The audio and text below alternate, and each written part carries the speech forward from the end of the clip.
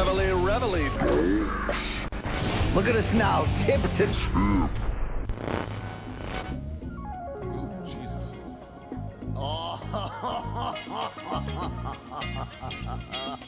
Shout out to Morning Kombat. Do you want a margarita? Yes! My God! to us, doing what we love. It's time to bang.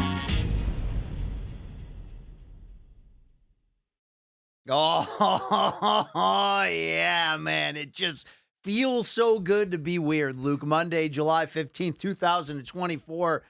How about the best damn combat sports show and lifestyle gathering, period. And we're going to give away a Ford Raptor to our... Oh, sorry, wrong podcast, Luke. Wrong podcast. You're such this a dumb is bastard. Morning Combat. Hey, Luke, people were so excited for us to be back in Manhattan at Metal Arc Studios today that there were Colombian people crawling in the air conditioning ducts to get in the building today. Is that racist of me or no? Well, slightly, but not altogether unfounded. Kombat. Turns out. What the frick is going on down So there? my understanding, I mean, here we were at that venue. We saw Mayweather do his boxing nonsense with Logan Paul there, and I thought it was a nice facility.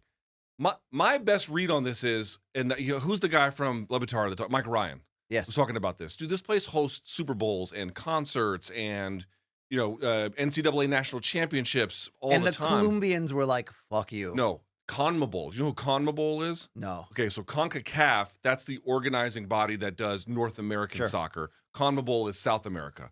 CONMEBOL is notorious for being ass at organizing. They were in charge of this, and they royally fucked it up.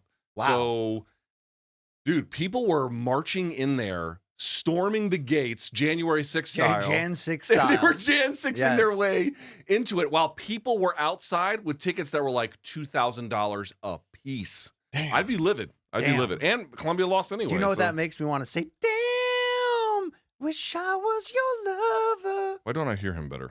Anyway, hey, it's Brian Campbell and Luke Thomas back at it with you Monday morning. Have a fantastic show ahead of you, recapping UFC Denver, all things Not Ropse a bad show at all. Namajunas. By the way, a very fun card from top to bottom. I enjoyed that.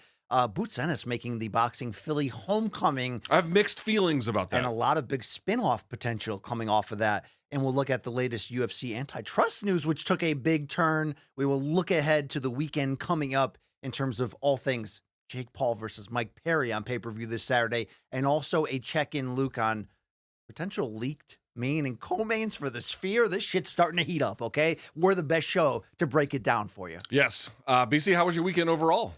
It was really nice. Yeah. It was really I took good. Tuki to a new place. I took her to Sky. You ever been to Sky Zone?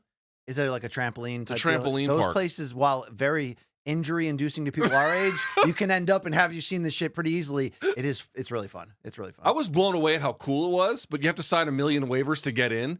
And then later, one of my best friends is also my family attorney. Yes. I told him, I was like, hey, I took my daughter to Sky Zone. He's like, you dumb bastard. Apparently, that's like the #1 place for consumer litigation is against either trampoline parks or Sky Zone specifically. I will say this. I thought it was cool. I thought Sky Zone was cool. I understand. I mean, it's cool until some 300-pound guy's falling on your daughter. But And then I mean, just, but it wasn't crowded like that. There was kids zone and there was separate, but it was pretty fun. All right. Special shout out to Long Island Luke on the 1s and 2s behind the scenes. I think we can hear his voice if he's willing. Oh, shouts to the Sky Zone in Bowie, Maryland. You ever been to Bowie, Maryland? The Bowie Bay, home of the Bowie Bay Sox. That's exactly who it is. The Bowie Bay Sox, yeah. Luke Noseda is on the horn here. What up, boys? How we doing? How much did you lose your ass in gambling this weekend? On the main card? Not at all. Actually, had a great fucking week. Everyone go check out the breakdowns. We're up 20 units on the year, killing it. 20 units on the main card minute. Hold on. If you and I together had to put our absolute pudding for brains together, and we had to go head-to-head on betting with Noseda. We'd end up at a dead concert high on acid. I mean, it'd be fantastic, right? It was you and me versus Noseda and Gaff. How bad would y'all smoke us? Clean sweep. You think so? Yeah. Oh, wow. All right. Shout out to Gaffney Jim. That's my guy. Shout out to Ken on sound. You love that guy. Got very dark shades. The future's so bright, or there's something going on underneath there. That's what I want to find out. You can get our merch, but first of all, follow and like. Yeah, the merch. Follow and like right there. Thank you very much on our social channels. You can see the merch that both of us are wearing here. Luke, I forgot I own this Cannibal Corpse I Come Blood shirt, as Luke Nocita calls it. There are a ton of those floating around. I have more MK shirts than I have literally anything else. All right. You can get that jacket at morningcombat.store. Tell RJ Dunkel Gangbang we said hi, and shout out to Average Joe Art on these incredible crossovers. Shout out to Jay Paquette, like us, Luke. He is home alone, okay? Why is he home alone? His wife is on the road, too. Oh, yeah, us too. Yeah. Yeah, so we're trying our best. I bet, by the way, I'm a notoriously bad cooker. I've been on fire with these meals this week. What did you make yesterday? I made pasta with meatballs, so that doesn't sound too good, but I made some, like, I made some good stuff. I don't need to, Well, I'll tell you this much. Abuela's in town. So I have Abuela helping me. Oh, does that mean she cooks all the time? like a short order cook, dude. Wow. It's ridiculous, yeah. Keto, bitch, right? Sorry. I see we're back. Skits and bits. Kibble saying skits and bits. And yeah, hey, shout out to Trump. He that was actually the world's most famous UFC fan lives. That photo, by the way, seriously? Do you know where does that rank on the all-time iconic like photos in American pop culture? So if you go to oh, you know what it's shut down, but there used to be a museum in the city in DC called the Newseum. Yeah. And they had an exhibit where every year it was just all in a row, all in a big semicircle. It was all of the photos that had won the Pulitzer Prize. Nice. The monk in, I think it was Vietnam, sitting there, the Buddhist monk engulfing himself in flames. That's a tough one to beat. Sure. That's a tough one to beat, but certainly it's going to be an iconic one. The thing I wanted to say, though, was the gentleman who took that photo, Evan Vanucci, is an MMA fan. And I'm not certain about this, but I believe he trains, he's out of D.C. I believe he either trains or has previously trained at Team Lloyd Irvin. I don't know. Will you have him on the Luke Thomas solo channel? I don't know. I don't know if I have talk photo taking. Well, yeah, to talk MMA itself. And conspiratorial Secret I don't Service do gaps. Yeah. Okay, in the coverage. I don't think it's very conspiratorial. I think it's Yeah. quite flat. They had some security gaps. So yeah. Yeah, there you go. Fun right times. There. So that's the intro to the show. I'm sure most of you have fast forwarded to this point, but thank you to all of our great listeners for always supporting us, always having our back. We appreciate you, but Luke, there's no better time to start the show. Let's do it. Than right frickin' now. 5 topics. Let's lead it off right there. What went down Saturday night? Hey, UFC Denver back in front of a live crowd, and I have to reiterate once again, pretty much start to finish a very enjoyable card of fireworks, maybe not big name power across the board, but interesting results that we will break down, no bigger than the main event and what's going on atop the women's flyweight division.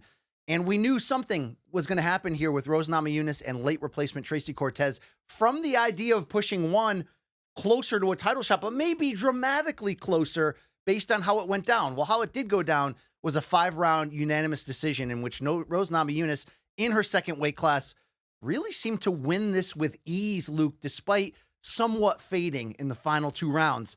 So, Luke, in totality, this performance, 32 years old, I've heard people say it was rejuvenative.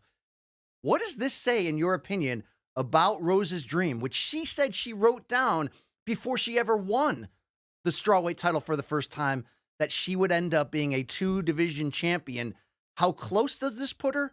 And what does this say about the viability of Rose potentially lifting that flyweight strap? So she put 2 wins together, where I think it really is the most important part of this story is that we now have back-to-back wins. You're beginning to put something in, you're beginning to build something of substance, something of note. Okay, so since she debuted in 2 flyweight, 125, which was in September of 2003, she lost to Manon Fiorot. With the finger injury, which people don't bring up enough, I think. Fair enough. She beat Amanda Ribas cleanly, and then she beat Tracy Cortez, who was filling in on short notice, it should be noted, cleanly as well. But the thing that had caused some issues for her was prior to the Fiorot fight, she had a really terrible Carla Esparza fight, which was bad for both people. I mean, no one. Bad for everyone involved. Yeah, everyone involved. Like, no one came out of that situation looking or feeling particularly good about it. I will say this.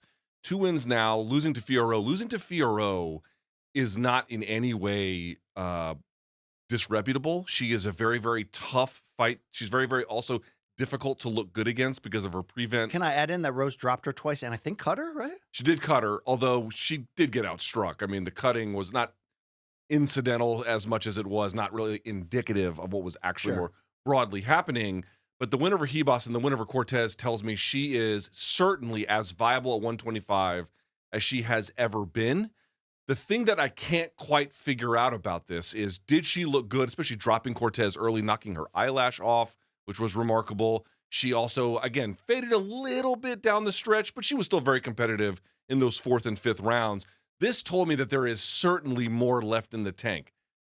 What I'm left with, and I don't really have an answer, and I don't think anybody except she and her team do, which is she still settling into some kind of not just new weight class, but new offensive identity, or at least somewhat reshaped offensive identity?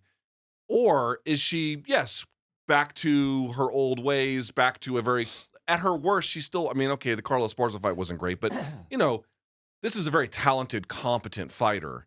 Sometimes she's the mother effing best, let's be honest. Sometimes there are times that she dials it up and she's... Absolutely zero question about it. What I guess I'm trying to point out is, I would give this performance personally solid B+, maybe I would stop short of A-, but you could probably go that high. That's very, very good, and it was an F against Carla Esparza, and I would give it like a C against Manon Fiorot, and then maybe like an A- against Hebos, and then certainly a maybe B+, A- in that range.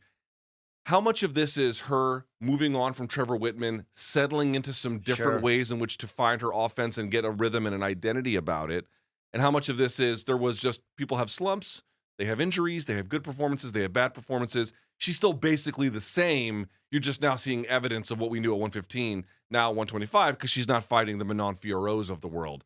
I can't quite come down on an answer there. Fair question on trying to actually frame what we saw. Now, I'm admittedly a Rose super fan, so that means I'm probably going to overblow it when things are great, and I'm going to get maybe too nervous when things are questionable. And I've been questioning exactly who she is and where she's at in this division, because I think the biggest thing I didn't love about the Hebos fight, it's interesting that you gave her sort of an A-. I would invert the grades of this fight and the Hebos fight. The Hebos fight, I was concerned she took too much damage, almost unnecessary damage on the regular. The thing I loved about this performance, although she didn't finish Cortez, and some people thought there was a window where maybe she could have, what I loved most about it was a return to the command that she had offensively, where it wasn't about her taking unnecessary firepower back in two-way skirmishes. It was the movement combined with the crisp striking. Look, I thought if there was a debate whether Tracy Cortez was overrated or underrated, I would have leaned overrated. And there's not an indictment against her. I just think, you look at the basis of this match, you're going to say, okay, Rose far too experienced and skilled, has faced better competition. It ended up playing out that way, Luke. But I have to say, the whole idea is this rejuvenative, 100%. She looked to me like a title contender. Luke, that spark was back. The commitment to the footwork was back. It was almost as if you would have told me ahead of time, oh, she's back with Trevor Whitman, and here's the result. I would have said, okay, look, she's back. Now, Trevor's not in the picture anymore, but maybe to your point, she's figuring out how to be comfortable now 3 fights into this division. I get ultimately, and she said it herself coming in, she said the difference between this opponent and the original one, Maycee Barber, is she felt like she had to fear Maycee Barber's explosiveness more and her finishing instincts. The fact that Barber is always trying to get to the end of that fight, right? I do agree that there wasn't the same level of threat from Cortez, although she was tough and she never gave up. And there's some good things you can say about what she could take away from this performance. But still, this showed me that if Rose is dialed in, I think she really could beat anyone in this division. And that does include names like Grasso, Shevchenko, across the board. The Fiorot fight, when you look back at that, she was compromised by the broken finger that happened during that fight. It was her first fight in the division against a very tough fighter at that point where Fiorot just really put the full game together. At 125, one of the most, if not the most physical fighter in that weight class. And then drops her multiple times. I saw a return to that I didn't see that spark in the Hebos fight, Luke. I saw somebody that was kind of maybe going through the motions. You're saying she dropped her multiple times. She is credited with 0 knockdowns in that fight. Then I'm going to have to go rewatch that tape so I don't keep spouting this, but I distinctly remember, maybe I'm confusing times that she wobbled her. But Luke, I distinctly remember she definitely bloodied her. That's without doubt. I guess ultimately, look, I saw a return to where the boxing was commanding, but also when she commits to that footwork level, when she commits to saying, I'm not going to get hit by you. There's few in the world that can stand up to her boxing/kickboxing skills. Trevor Whitman there or not. So this was a reminder and a return to me that at 32, there still seems to be fire in the belly. And if you look across these matchups, like I just said, I named all those names at the top of this division. I think she has avenues to beat all of them if she's going to look like this. But it does bring it back to your question. Did she look like this because it was a step down an opponent ultimately? An unbeaten opponent who was rising, right?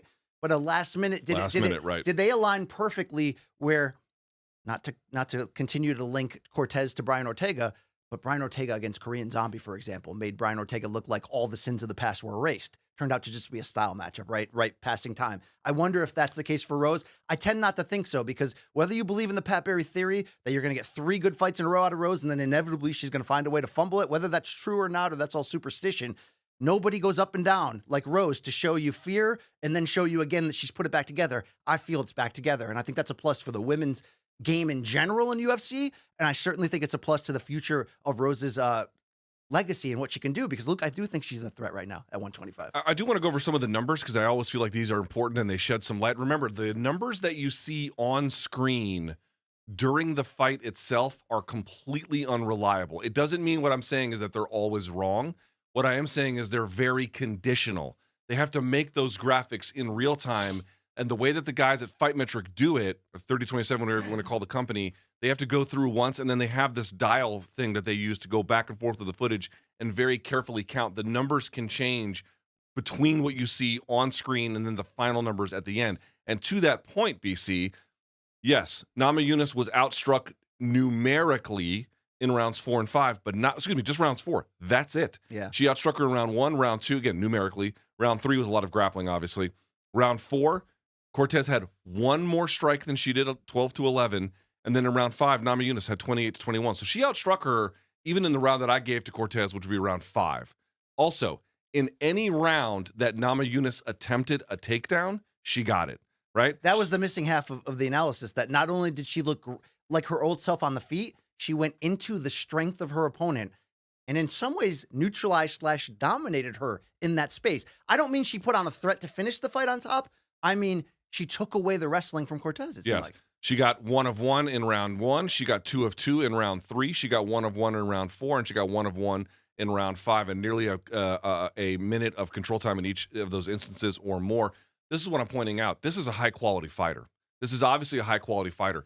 This is the kind of performance. Could they give her a title shot? I think that would be premature, given that we still have an unresolved rivalry between Grasso and Shevchenko. Also, Firo is kind of it's unfair to Firo. Let's be fair. So BC, to me, Rose Namajunas versus Erin Blanchfield, sign me up. Well, Rose also mentioned, she said, I want title shot or BMF fight, which is interesting because wasn't it just Joanna who mentioned the idea of potentially coming out of retirement? And although we don't think of Rose as a BMF fighter because of how technical she can be, she's been in some absolute thumpers, whether it be the technical high-speed chess of the rematch with Joanna, or how about the rematch with Andrade, which was an absolute blood and guts war. I think that is the right fight to make, what you just mentioned, Rose versus Blanchfield. I do think it's the right fight. But would you be shocked if we got Rose Joanna 3 for the BMF women's inaugural belt? I don't know how much interest I have in that. Yeah, I don't know either. Even though I love both fighters, I don't know if that's the right move. Also, I don't feel like right now is the time in the women's game where we should be crowning a BMF, which isn't to say that there isn't one or that there aren't ladies of exceptional quality or athletic ability who would deserve our praise. But don't force it, is what you're saying. The women's game right now is suffering. It's not as there's always been a gap between the men's and the women's game. That's always been a case. But that gap narrowed pretty significantly circa Ronda Rousey's time, 2014, 2015, 2016. And it has widened again. There's a big gap between them. And that feels, I mean, the BMF title is gimmicky, but it's a fun gimmick. And now, because of what Max did, it's a very legitimate gimmick. Gimmick, but a legitimate one. Is there demand for... I'm with you. The fact that we have Rose to struggle... is high quality. She doesn't... I understand where she would want it. No, I get agree. it. But the fact that we have to struggle to find people that identify as a potential candidate shows you where we're at. It's not there. It's not time yet. I do want to say for Cortez, a couple of things, if I may. Well, can we lead in with a video? Please. Then you can react. Cortez went through a journey. It started with her missing weight, although Rose did say afterwards, Luke, that the scale in the back room that they have you step on as you're about to walk into the actual scale, she said oddly it was a pound off. She's 100% right. So here is Cortez cutting off the hair. We can watch in. So Luke, she went for it, meaning she was all in on taking this fight on short notice. Put her unbeaten streak in the UFC 5 in a row on the line. Then she went to the level of cutting off the hair to directly go on the scale. But she also held the hair when she weighed in. I'm not a math expert, but like... No. She held her... She made the weight... And then they handed her back the hair. Oh, okay. So you're. This is. I mean, that wasn't the ceremonial one, but it kind of was in the end. But that was just for pictures. So remember, you weigh in, you make your weight, and then they tell you to pose for the photos. I'm wrong on that area. Yeah. The other video I wanted to A show lot of you people made that mistake. was It's okay. when she did lose the fake eyelash, which Rose would say afterwards, like, how do you even fight in those? Bing bong. Luke, a lot of people questioning why she would fight in those. I mean, it is, there's a style element to there, but is it functional? I don't understand what purpose it serves, but Clay Guida wore hair in front of his face that made his vision bad, and people thought it was cool. So I don't get it, but I don't think that's why she lost. Can you rate the Tracy Cortez experience here? This is her putting herself on the elite level, rolling the dice. What do you take away? I took away that, first of all, I thought this was pretty commendable by her, if I can be honest. She took it on short notice. I had deep concerns about her ability to have cardiovascular conditioning for a 5-round main event in Denver. Held up pretty well for the most part. Wasn't she oddly fresher than Rose in the championship rounds? She was the aggressor. I think fresher's a little overstated, but certainly the aggressor in the 5th. And I think that's partly played why she was able to have better offense in that round. But I thought she was going to be I didn't know it was going to be a disaster, but the stuff she was saying didn't fill you with confidence, but clearly she had good conditioning. Remember, she had a fight next week coming up.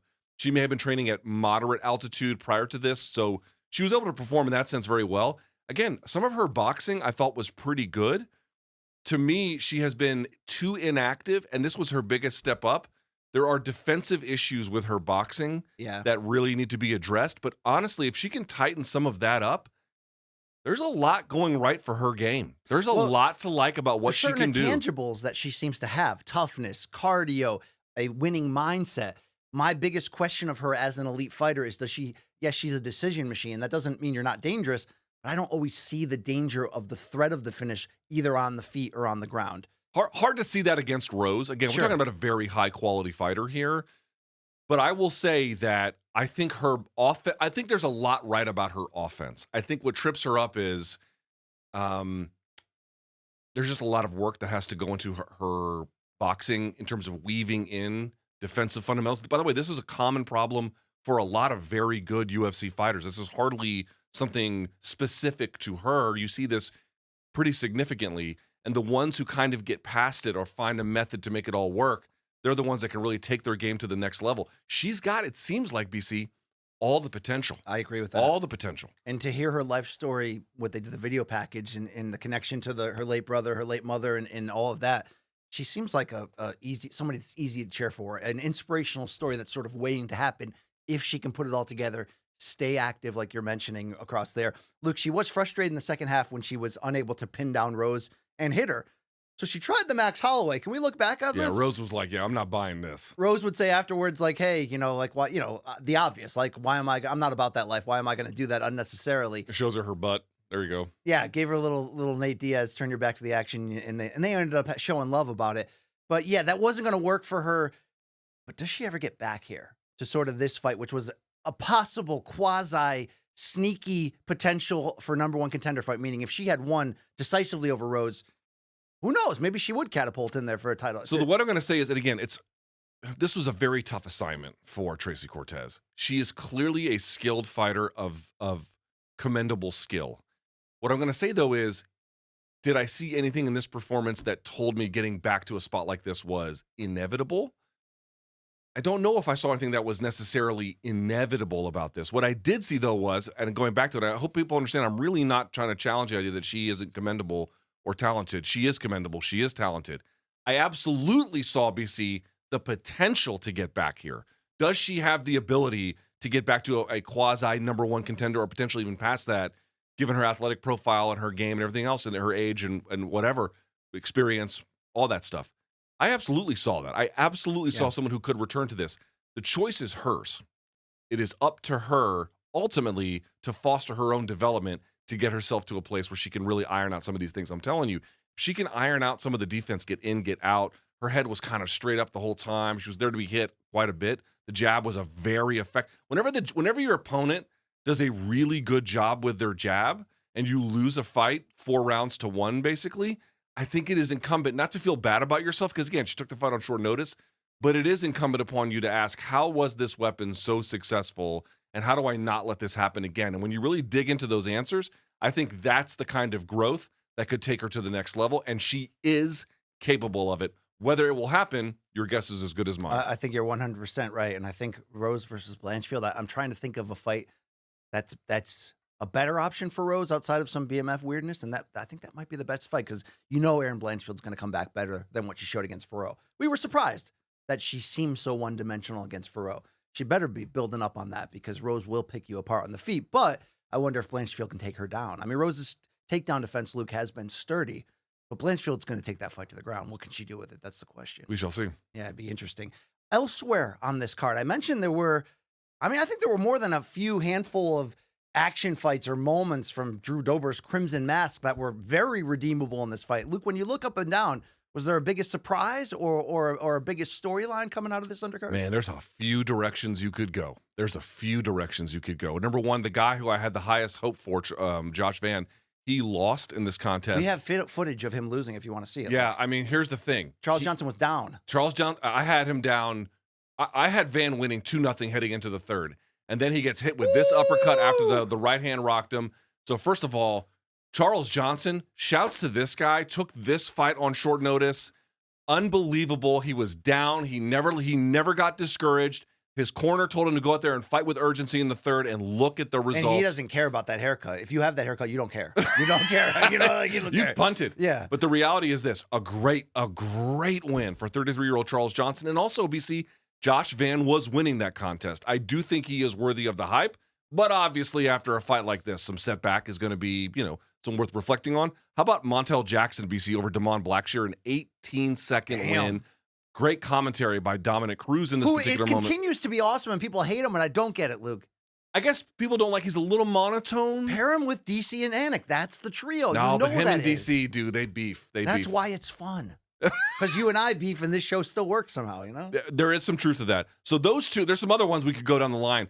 By the way, the pronunciation is Ange Losa. We got that wrong. I got that wrong. We got it wrong on Friday. Ange Losa. Gabriel Bonfim, I thought looked fine. Not remarkable. Good, but not great. Not spectacular. It was sort of him taking the training's wheels off, getting back on the bike, and just sort of like, let's get the decision win and get out of here. So I didn't love that. I haven't seen it. I'm told we have a question about Jean Silva in DM, so we'll get to him. But obviously, dude, he rocked the house. We'll with get that to win over him. Drew Dober. How about Juicy J, Julian Erosa, who basically a lot of these guys came out afterwards and was just like, I like to bang, whether it's smart or not. This is how I fight, dude. Not only was he exciting, but there was an edge to the way he was mixing the pressure style with what he can do on the ground. And when he was able to force that tap out, he looked very impressive. So if you guys haven't seen it, there's a very similar finish. Carlos Condit over Carlo Prater looked almost identical to this. So you can go look that up. That was a WEC win for Condit prior to his UFC arrival. A sit-up guillotine, no arm in. Christian Rodriguez was looking pretty good for the most part, right? Yeah. You even heard Dean Thomas compliment the fact that he kept his hands in Juicy J's face to kind of confuse him, blind him, and then get a secondary attack going. And that was all pretty great. But he just let his guard down for a moment inside the guard. Remember, because he gets the reversal, then gets on top, goes into the guard from Erosa, and then gets guillotined for it. That was a war, that fight. It was a war. I'll say this for Erosa, dude. He is constantly looking for offense. And at times, that's going to get him in trouble because he's going to just walk into traps. At other times, you're going to walk into his buzzsaw of just offense he's throwing out there. Great job by him setting this up. There is a category of fighter these days. I don't know if you want to call them BMF light. I'm not trying to insult anybody, that are hair to bang, Luke. Sometimes they get close to the elite level. Think of Drew Dober, think of Matt Frivola, think of Billy Q. Like, these guys are just, now Juicy J, they're just like, look, this is my addiction. I love to entertain you and get into these crazy fights. I'm so thankful. You want to call these guys TV fighters? Sometimes they take that as an insult. I'm sure every name I just mentioned is still trying to get to that dream goal of get to the title. But these are the guys we need, Luke, okay? The guys that we look at, we know what we're getting with them, and they just make fun-ass fights. And there were a few of them on this card, and there were a few crazy moments that, hey, apparently the UFC doesn't fully hate me. I got a tweet. I was tweeting my excitement, Luke, for these fights, and it showed up on the screen. Yeah, they don't put my tweets on the screen. I'd like to see you on the screen. They don't do that. I also want to mention, but in a losing cause, remember I was unaware of what's that chick from Long Island, Luke, near you, right? Fatima Klein. Didn't know who she was coming in, saw that the Top odds were prospect close. in women's MMA, it turns out. Then find out the backstory of Rose was her idol and all that played into that. While this is Jasmine Jasdavicius continuing her ascent, she got the win. She had a hilarious moment afterwards that we'll see in Have You Seen This Shit? I was impressed with Fatima Klein showing that it's like skip the Dana White Contender Series, go right to the major leagues, and prove you belong in a defeat. You know what I mean? You love those kind of moral wins when somebody raises their game and shows you. She really struggled with the takedown and then getting up. I think there might be some physicality issues, although Jazz Davicius is physical, so this isn't necessarily proof that there are physical issues, but I do wonder. That's all I'm going to say is wonder. Good movement on the feet, but a lot of excess movement, a lot of just really heavily changing stances and taking these wide angles and all the time. I would like to see that a little bit more pared down, but she's still in single digits within her fights. Like, there's so much room for improvement with her. I admire her moxie. I certainly think she has a very good game. We'll see where it goes from here. No, but the moxie is the right word. Sort of that mental toughness that she believes she belonged. And that matters, dude. That does matter. That matters. That That's matters. what Not Shane, enough to get the dub. That's but what it did matter. Shane Mosley Jr. told us in the fighter meetings ahead of that Danny Jacobs fight. Who retired, by the way. Who retired. Shout out to Danny Jacobs. We said to Shane, like, what's the advice from your dad, the Hall of Famer, Shane Mosley Sr.? And he said, he just told me to know that I belong. And that matters. That matters sometimes where people get to a certain level without having that. It matters for us when we look in the mirror in the morning. It matters for all of you. You got to believe that you belong here, Luke, no matter if you take L's or what people say about you. You know what I mean? Why are you looking at me and smiling when you say that? Because I got inspired and happy, all right? The last thing I wanted to ask you about this card, and we'll see some of the other fights or fighters on Have You Seen This Shit? What do you make of the Abdul Razak, I always forget it, the Al-Hassan against Cody Brundage, where now people are attacking Cody Brundage on Twitter and saying, man, those elbows to the back of the head didn't really connect. One definitely connected flush. It seemed to F him up where he didn't really seem to realize when the doc and the referee were talking to him, like, what would happen if, would it be a no contest or what? Like, you could tell he was concussed or hurt. But, like, should he have continued? Now people are going after him. They were screaming, fight, fight, fight in the It's crowd. very rare that someone is so badly hurt visibly that the fans look at it and think, oh, he definitely can't continue, right? I mean, a guy could have his face falling off, and he goes to the doctor, and the doctor's like, yeah, you got to stop this fucking fight. And the fans are like, boo, let his face fall off. So people at home, I understand them being upset that they didn't get a fight to continue, especially Al-Hassan was really pouring on the offense. I have to tell you, though, I really have to say this. Could he have continued? Maybe. Like, did it look like the most severe beating to the back of the head I've ever seen? Definitely not. But that F's people up sometimes where they just don't Yeah, recover. that's what I'm saying. Like, I don't know. I genuinely don't know. Here's what I do know. The referees do nothing about shots to the back of the head. And remember, this is the second time this has happened with Brundage. It happened in the Jacob Malkoun fight as well. And folks are like, oh, he does this all the time. Guys, if the referees don't do shit about enforcing shots to the back of the head, where in different cases where there would be some kind of other penalty where you would get a point taken or DQ'd straight up, depending on the rule set or whatever, there's very little of that. They go to this one like, can you continue? They just wave it off. Fighters taking advantage of rules that favor their situation in a sport where the referees refuse to do fuck all about these kinds of fouls, I gotta tell you, does not rub me the wrong way at all. Did I love what happened? No, but the referees do nothing about ever deterring shit like this for a guy to be like, well, yeah, maybe I could continue. I just don't want to. Again, I don't even know if that happened. Yeah. But if that did happen, doesn't bother me in the fucking slightest. Put the blame, put the onus, put the focus back on referees enforcing fouls. Eye pokes, fence grabs, shots to the back of the head. Dude, I thought Al-Hassan was going to attack him after when they called off that fight. He was like, he had And that was at a part too. Like, I appreciate that Brundage was moving underneath fairly substantially, and that really can throw off your balance and you're already in motion. Some of those did hit the back of the head, and I don't think some of those were intentional. I really mean that. I think he was trying to aim. But I also feel like if you're just going ham on hammer, look at me. Put the camera on me. The point I'm trying to make is that entire posture of trying to finish a guy is almost inherently reckless. Like, some of that could have been tightened up by Al-Hassan. And I think you can say, oh, Brundage took the easy way out. You can make that argument. Fine, make it or don't. I'm not making it, but you can make it if you want. I'm going to look the other way and be like, Al-Hassan could have tightened that up a little bit. I mean, try getting elbowed the back of the brain, see how that makes you feel. Like, there's a reason why that's, I mean, in boxing, dude, they do seem to police that very quick. In boxing is rightfully yes, so. Boxing rabbit punches are much more quickly verboten. And that, by the way, is close enough to the equilibrium area where you get hit and sometimes you just never recover. That's true. So, no question about it. That wraps up the UFC Denver portion to kick it off. But Luke, in a world of, let's say, slot reels and blackjack deals, if you will, comes the must-play event of the summer. From DraftKings Casino, featuring nonstop action and an all-star cast of games, including A-lister, Loki's Luck. This summer blockbuster is the one you won't want to miss. Luke, take Plus, new players can get $100 instantly in casino credits with just a $1 wager, and all players get a blockbuster bonus every week, BC. So, sign up with the code KOMBAT and grab with a K. With a K, yeah. And grab your popcorn. It's going to be showtime on DraftKings Casino. There it is. In fact, whoomp. There it is. Shout out to our partners over there at DraftKings. Luke, let's keep the analysis moving. All right, BC, let's talk about what happened over in Philly. By the way, 14,000 plus, I believe, in attendance for something of the homecoming of Jaron Ennis.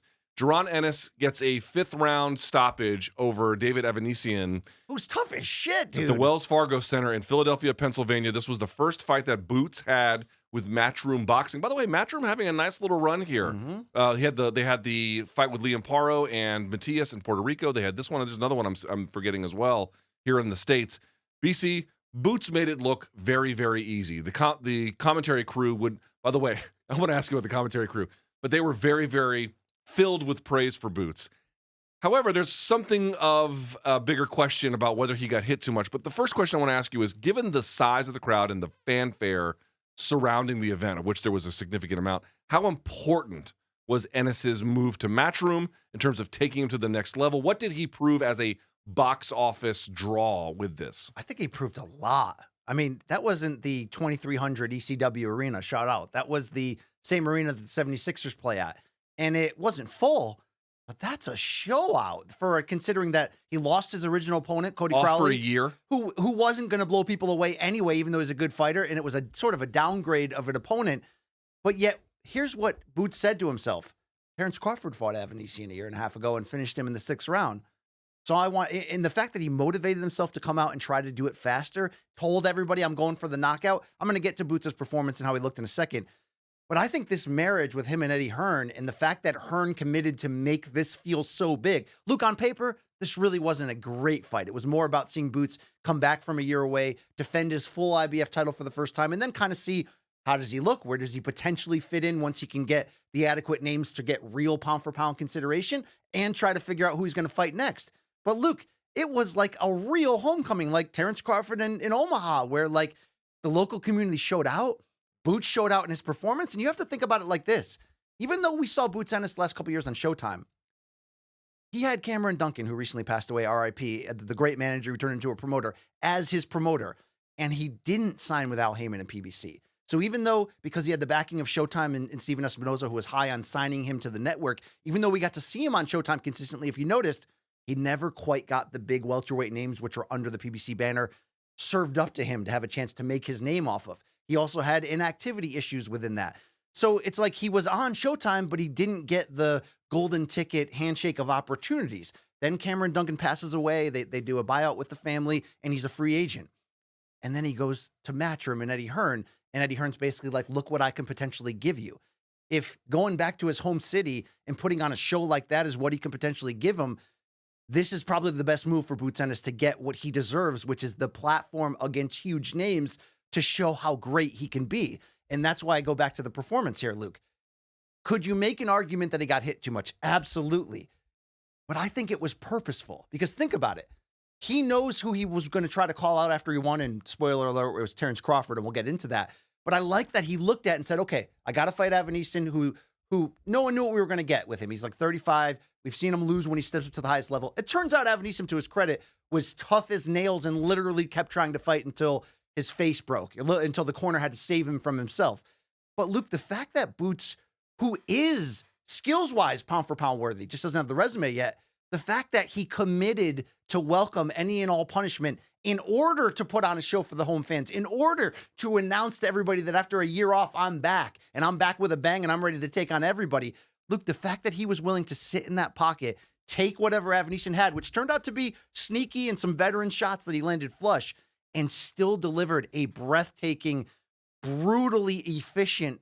Like, there was never a point in that fight where Boots wasn't extremely dangerous and trying to end it with the switching of stances and these flurries of punches and these angles. It's very, very, very rare in this game that we say Roy Jones-esque. We said it about Teofimo on his rise. There were elements to that performance last night that were plus level Roy Jones next level, from the athleticism to the creativity of the shots. I love that he was given the platform to kind of paint this masterpiece. It was going to be what it was against Avanesyan, but it turned out, for entertainment-wise, Avanesyan stepped up. So what did Boots do? Met him in the middle. Because you know Avanesyan's strategy is to put pressure, get in your grill, and just keep backing you up. Boots met that pressure and was almost virtuoso in how he put the offenses together to end it. Could you make the argument that he took too many shots? Well, how about this, Luke? Not everybody's wired the same way. But the same people are going to criticize Shakur Stevenson, per se. Yeah, you're wrong about this. The same people are going to criticize Shakur Stevenson for not taking chances when you're in against a guy that you should do that against. But Boots said, you know what? I'll take on the chances. I'll sit in there and I'll show you how great I am. I'm not saying Shakur is wrong because everybody's wired differently. Shakur is a defensive fighter at his base. Boots is not. Boots can be a great boxer when he wants to. He's got the whole game. But the fact that he wanted to entertain as much as get that guy out of there and show what he's capable of to advertise to the future, I actually thought across the board, even with the shots he took, it was an A-level performance and an A-level presentation of what they were trying to do with that, push him to the masses and show him what he's got. Look, he has the game. He could have won that, in my opinion, boxing in a boring way easily, but instead he dug in to show what he can do offensively, and I think he was better off for it. Tell me why I'm wrong, though, because I justify the shots he took because he was willing to do what Shakur, for comparison example, wasn't willing to do and got the criticism for. That is certainly true. That Shakur was standing in front of him, but not really throwing as much, whereas Boots was just constantly throwing at him. And to your point, look at the final shot that dropped him. It wasn't the final one, but close to the end. He gets hit with, I believe, he has his hand down. He throws an uppercut. He gets hit right here with the right, and then comes right over the top of it, right over the top of it. So he knows if you're going to get hit, the opening over the top of it is going to be there. He just sort of accepted that. By the way, Terrence Crawford did that in one of his knockdowns against Errol Spence. I'm not suggesting to you they are equivalent knockdowns. I'm simply saying at times boxers will take calculated risks, often against the ropes, about accepting punishment from an opponent who either is available to be hit, out of position. This is one such example.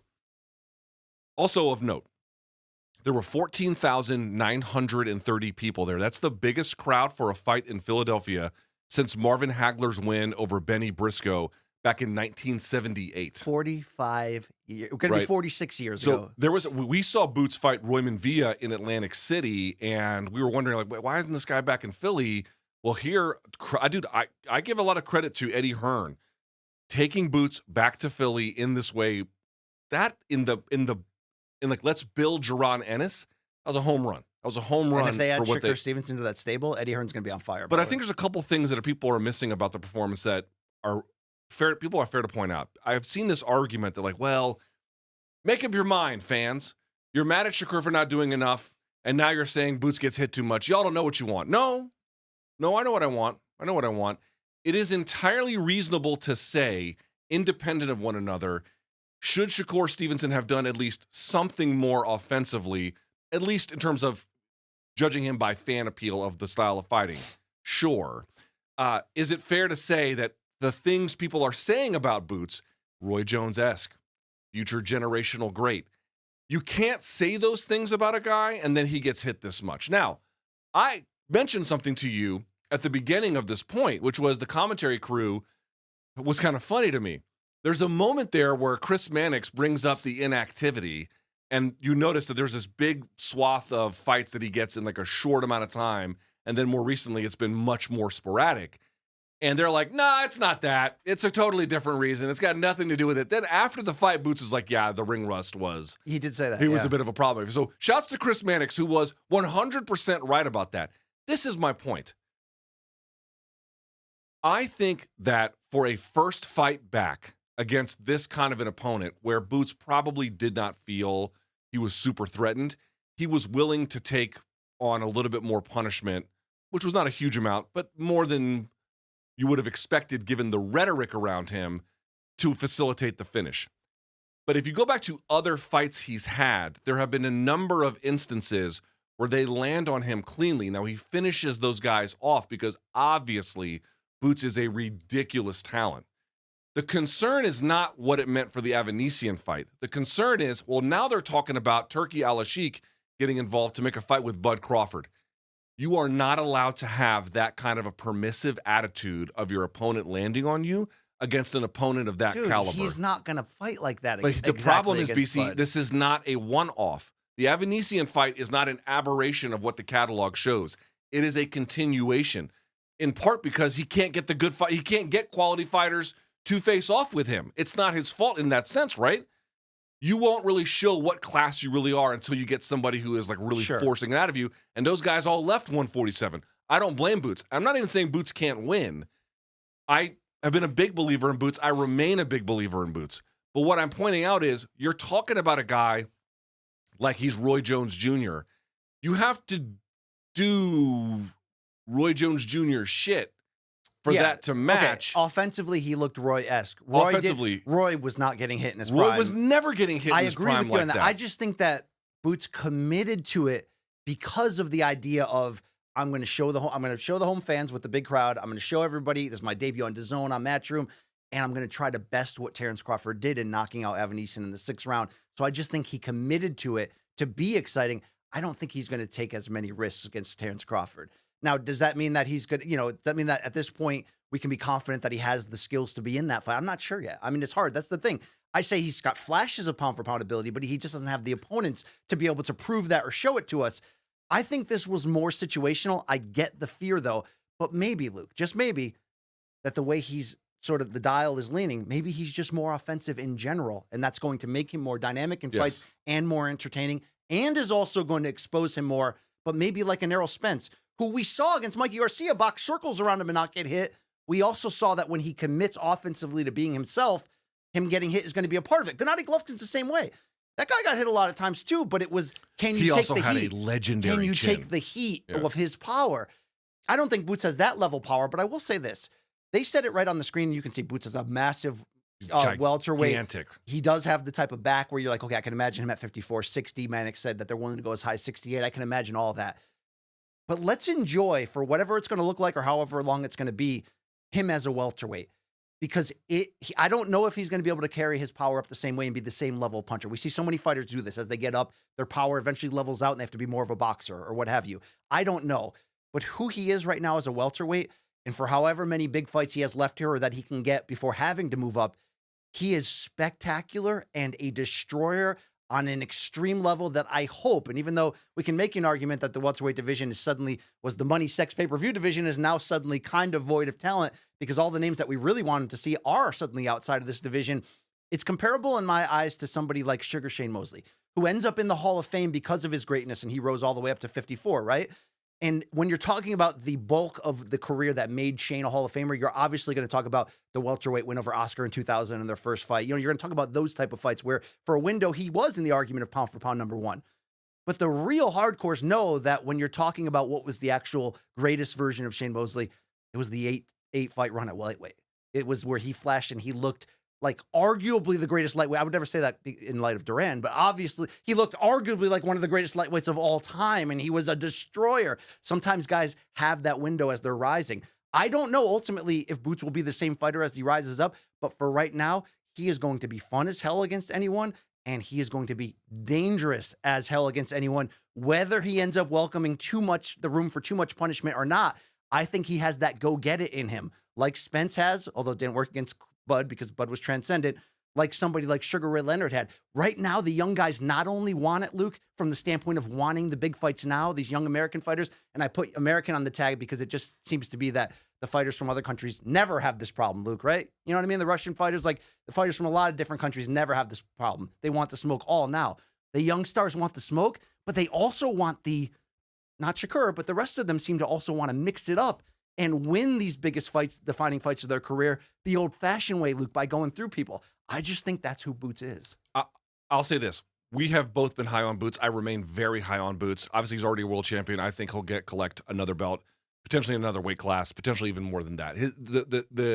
He is a significant and pronounced talent. What I'm trying to get people to understand is I can understand in this particular fight, again, Avanesyan on short notice, I can understand he did make clearly that final sequence is he's making a decision to accept punishment in certain ways to create openings, and he's got it. I think a lot of people are pointing to that and saying it was a conscious choice in this context. That is true. Some of the broader tape, and this is why it's a little inconclusive because those guys don't last under his firepower either. This is not the first time that has happened. And what you have to maybe accept, and we don't know, is that it's actually just part of his style and the way he fights.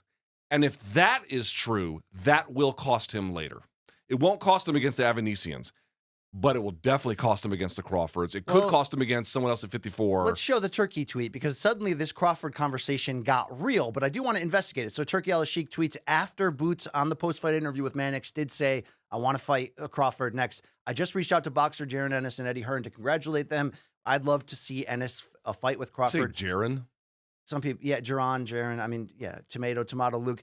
The whole point is Turki has the checkbook. He wants to make it. But we're going to see Crawford against Israel Madrimov for a 154 title on August 3rd. Luke, some people think, I mean, you got to be realistic here. Crawford hasn't fought in over, a year? And he's also, 36? So Crawford's window of huge fights is going to be small.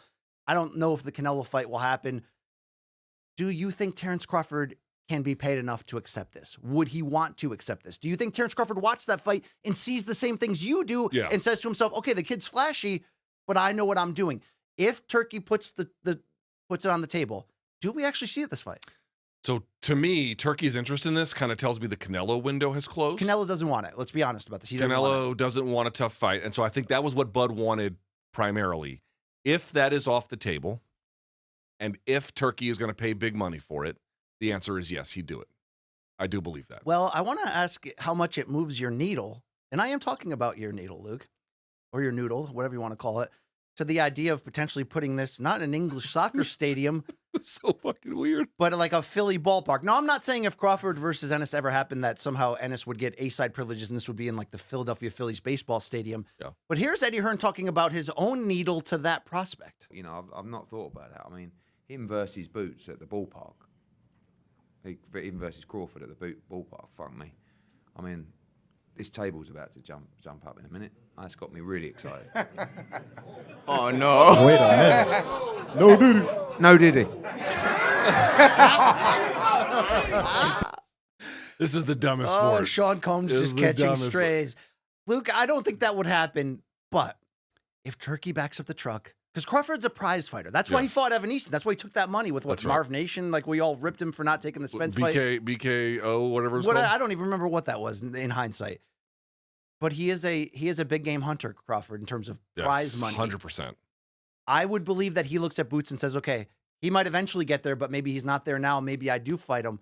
I don't know. If he doesn't fight him, though, is there a fight at 47 you actually care about? The big names that could cross over, in my opinion, are Haney if he moves up. Some people think he can't make 140 already, and he is aligned on that side of the street if that still matters. I think Boots works. Teofimo, who wants to fight Crawford at 54 and wants to move up, or the lingering guys that are still in the secondary title range at welterweight, the Mean Machines. What about Virgil Ortiz, or what about Tim Ortiz Tszyu? Is at 54. You're right, but he is a DAZN fighter. Yeah.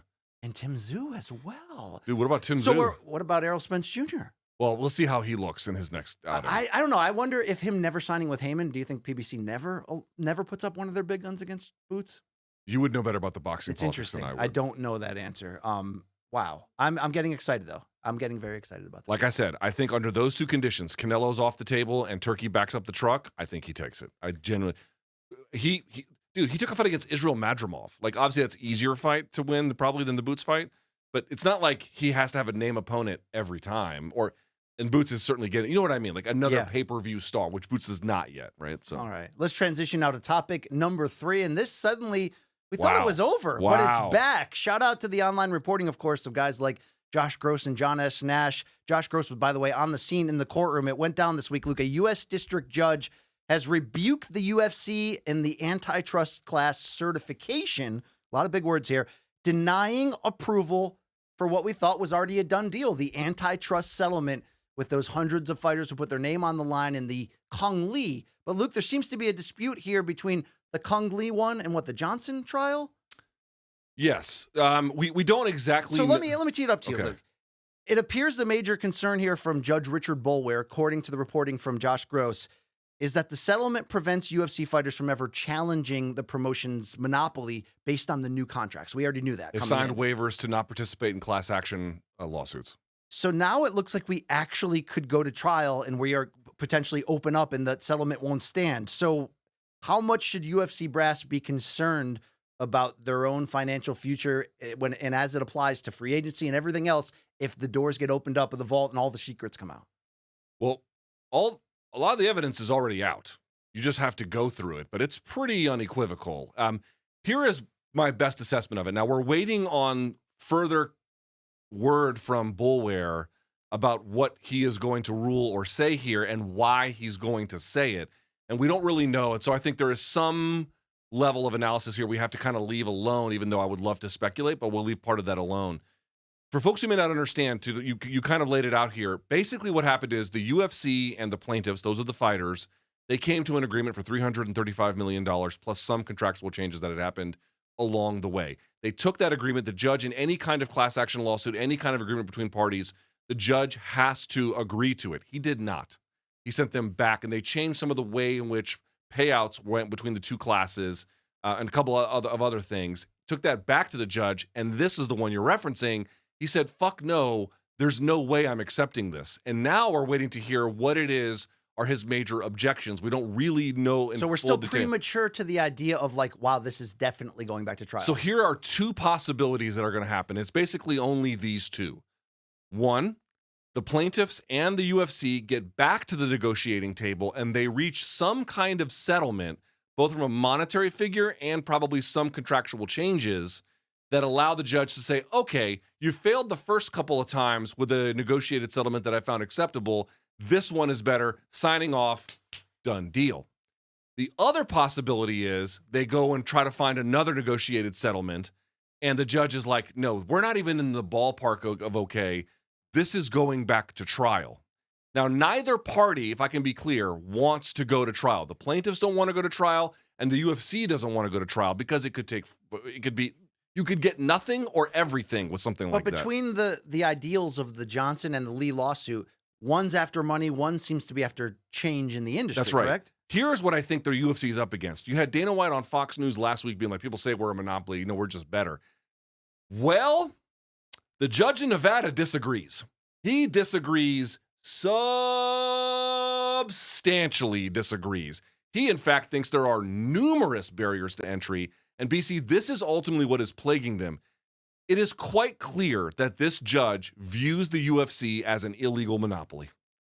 That's it. He views it as a monopoly. And so my thought process is, if they don't come to some kind of settlement that challenges that, I don't know if he's actually going to approve it, right? If they just come and say, you know what, we're going to pay you $335 million, how does $500 million sound? Yeah. He might be like, right, that's a nice amount of money. It's a better amount of money, but you're still an illegal monopoly. He clearly believes they are an illegal monopoly.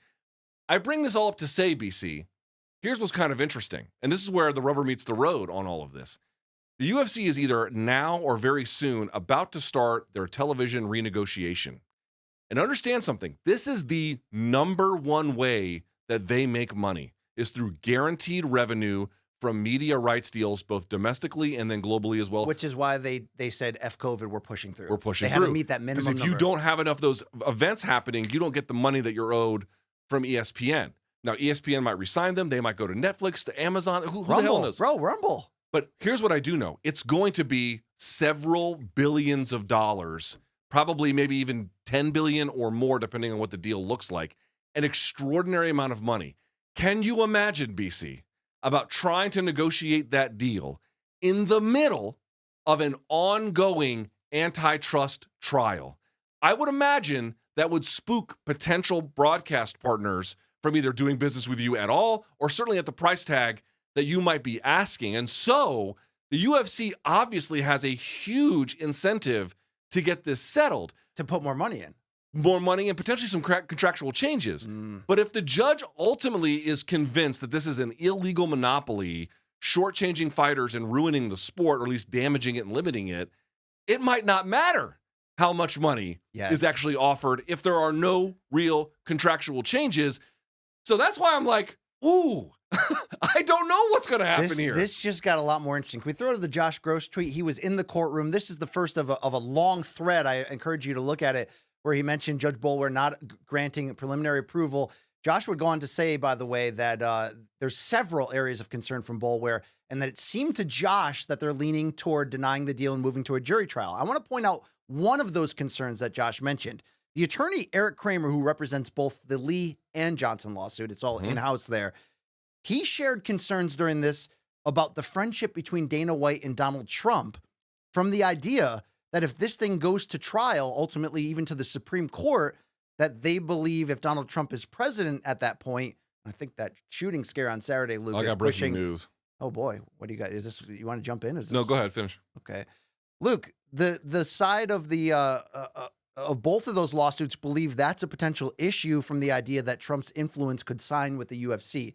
Is that a legitimate concern if this thing should go to trial? Well, because we've never seen sports and politics like this deeply connected, at least on an American level, right? Well, it's weird because if he was president and there was any kind of legislation that happened through Congress, I think Trump would probably veto it, right? You know, like if there was an Ali Act, would Trump sign an Ali Act if Dana White was in his ear about how bad it was for his business? I suspect not. One never knows, but I suspect not. The Supreme Court one's a little bit more interesting because they could appeal their way all the way there, and then you're kind of speculating because these are Trump appointees. I mean, they're certainly pro-corporate, but they do buck they do buck what Trump wants at times. So that's a little more speculative. But what they're trying to point out is we don't want to go to trial. There are all number of ways in which this is much better for us than some kind of future potential outcome where it could go to the Supreme Court and get vetoed, or some other kind of political influence ultimately burying this when we have a negotiated settlement. That's what they're trying to indicate to the judge. They don't want to really go down this line, but this is what I mean. Ultimately, if the judge thinks it's an illegal monopoly, all bets are off. We will wait to hear what he has to say. Maybe it's just a monetary settlement going up. Maybe. One word answer. Do you understand the fighters wanting to settle and saying, hey, it's cool if the business can fix itself down the line, but right now I got to pay my bills and I got these lingering health issues and I have no money to show for it? I do understand. I think it's ultimately very disappointing how all of this has played out relative to the expectations. But I understand at this point, going to trial, I mean, the reality of going to trial is this. You could end up with billions of dollars and contractual changes that absolutely reform the industry. Or you could end up with a jury trial getting not a penny, nothing, zero. That's ultimate. a risk. That's a real risk. So So you went through all this for nothing. So I understand, but the issue here is the judge took there's a lot of complicated legalese. The judge took so long to rule previously on a different matter, and then that ended up having to split the cases to the Lee case and to the Johnson case, and that's what's causing some of this conflict. Is that one is good for monetary damages, one is not, and he's trying to solve both problems at once, but you can't, at least not very simply, hence we're back here. It's a big problem. My selfish fear as both fan and journalist is that this does go to trial, and when we're already in a year or an era where matchmaking is pretty damn watered down, it's the Apex era. We talk about this every freaking week. Does it get worse if we're headed to a trial and they are trying to retain more funds just in case? I mean, I don't know, Luke. Could that lead to an even poorer era of this product? I mean, when WWE went through that steroid trial, not an equal comparison by any means. It also happened during a time when pro wrestling in general just hit the toilet. They didn't have the financial means. They nearly hit the bottom there. UFC in a much different position, but I can't see the product improving if shit is going chaos behind the scenes. Again, I don't think the people who own the UFC they care about the concerns you're addressing. Dana always says this lawsuit doesn't affect us. It's not my concern. It doesn't right now. That's true. That's a fair point. If it continues to go forward, it definitely will. All right. Here, you want some breaking news? Yeah, what do you got? This comes to us from Damon Martin. By the way, Nosita, we need a breaking news alert or something on the show. Yeah. We'll work on it. You say that. Did you get the hip hop horn? It's out of my control, Luke. You know, it's a person above that can't be named, but we got to ask him. A lot of secrets in behind the scenes at MK, right? Okay, here we go. UFC heavyweight champion Jon Jones has been formally charged with two misdemeanors, involving the case you might remember previously with the drug testing agents who visited his home in March. Jones has vehemently denied the allegations. He'll have his next court hearing scheduled for July 17th. I don't think this involves any kind of significant legal penalty, but my man's been charged with some crimes again, so have fun. There you go. There you go. And this segment has been brought to you by 19 Crimes, the red wine you need to drink. There you go. All right, BC, let's talk about what we found out over the weekend. Now, when we say found out, we don't really know what we found out, but we can tell you what we saw. We have video to throw to as well. We can tell you what we saw. The UFC's French Canadian broadcast, the one that was airing in Quebec, appeared to spoil who was going to be on the UFC Noche headliners. This was, of course, during the UFC Denver card that this kind of came out. I want to throw to the video about who's going to be on it. But BC, given what they say, rate this. You know what? Let me hold the question. Let's take a look at what they said and who they said was going to be on this card. Show it. Alors, au mois de septembre, ça va être tout un événement, le Noche UFC, le 14 septembre, à l'intérieur de la Sphère, Las Vegas. On a déjà quelques combats qu'on peut vous annoncer. Ilia Topuria contre Max Holloway pour le championnat des poids plumes. Et il y a aussi Sean O'Malley contre Dvalishvili qui sont confirmés pour cette image que vous avez vue de la Sphère. Those translations brought to you by our own French Canadian, by Brian RP. Campbell. Was this an inside job caused by me and my French Canadians? What's going BC, on? rate the UFC Sphere card on a scale of 1 to 10 if it means, and rather I should say, if it turns out that it is Topuria, Holloway, and O'Malley Merab at the top of the marquee. Remember what Eddie Hearn said about the table? No, did Rising up. No, did he? 10 out of freaking 10 to the level, Luke. While this certainly does lack a lot of Mexican Noche flair in terms of the fighters. You mean any? I will say this. What have I been complaining about? Like, I want the buzz. I want to get so excited. You know, you just want what you feel like you're missing these days where it's just been very watered down. Luke, if they told us that this will be a 2-fight pay-per-view card, there will be no undercard, and we are raising the price for UFC Sphere to pay for it, right? Because they already seem to be 18 million or more in on trying to make these video screens feel like that dead concert made us feel. Look, I only need these 2 fights, and I'd be willing to pay $100 to $125 of my actual money to see them. These are 10 out of 10 blockbuster, critical, 2 of the best fights you can make in the sport right now. And if they are going to put them on the same night, as much as I complain about how this calendar year has featured these big moments of 300 and these can't miss ones and then a deep valley in between, if they really want to do what they've promised, and Dana said a million times, we want to make this Sphere, which is a one-off because of the price, be the biggest, most unique event in combat sports. Luke, this is how you matchmake it. This is 10 out of freaking 10. This is balls bonanza. These 2 fights freaking rule. You want to see me stop getting critical about UFC week to week? This type of aggressive matchmaking, even if you have to rob Peter to pay Paul for the next 12 UFC Apex events, I still might suspend my disbelief in where that could go because, Luke, these fights freaking bang, brother. Okay, I mean, here's the obvious part. There's not a single thing bad about either of those fights. Those are 2. First of all, Holloway versus Topuria is basically the best fight you can make in MMA right now. There's some debate about that, but it's probably... Or Jones Aspinall. They're in the same conversation, right? We're talking about the most coveted fights you can make, right? So that's that one. I would also say I don't think O'Malley versus Merab is on that level. However, also a very coveted fight and one you would really want to see in a hot division at 135 pounds. The point I'm trying to make here is, BC, there's nothing bad about it. There's no fat on that whatsoever. What what the hell's that? What is this? What does that... You look like a middle-aged white dad trying to sing 90s rap lyrics. This is a story all about... What the fuck does that have to do with Mexican heritage and fighting? Well, what does Noche brought to you by Riyadh season have to do? This is what I'm asking. Like, is this the Michael Chandler Black History Month of fight cards? You know what I mean? It's like, we're going to celebrate... I can think of no better way to celebrate Black history than to ask a white guy about it. Like, to celebrate Pride Month, we're going to show you Shogun Hua highlights. You know, it's like, yeah, Pride rules, yeah. I'm not saying that the card is bad. The card is quite obviously, by the way, there has been some denial of this since this report or this thing leaked. There's been some folks denying it.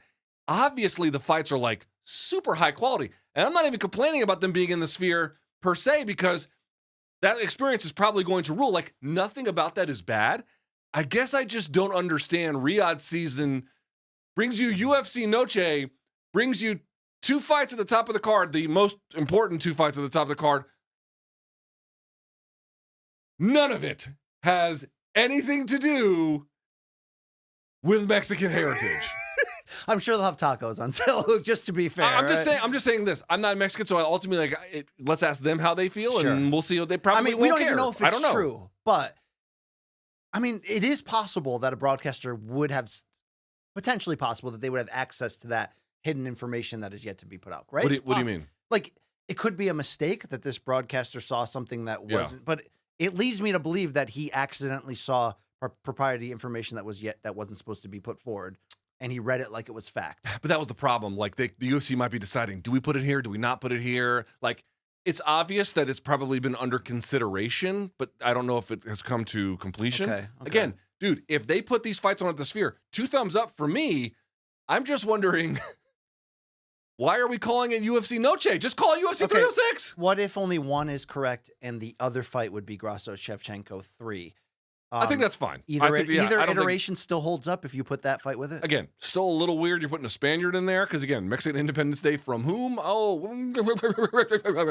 but What the hell was that again? Can we rewind that? Wow. The point I'm trying to make is, BC, Yeah. I'm not knocking the fights. I'm not knocking the event. It's great. Can't wait to see it. It'll be awesome. I guess I just don't understand the labeling. I don't understand the labeling. That's the part that I don't get. But if they have, what the hell? If they have a title, why do I sound like I'm? Here we go. Is that better? Okay, Maybe. Yeah. Well, Topuria did celebrate. I'm sure he celebrated Spain's soccer win yesterday, Luke, over England. I have this proprietary video of Oscar Willis taking his shirt off during England's loss. Guys, it didn't come Oh, home. yeah. Look at that. That guy's dude, Oscar Willis.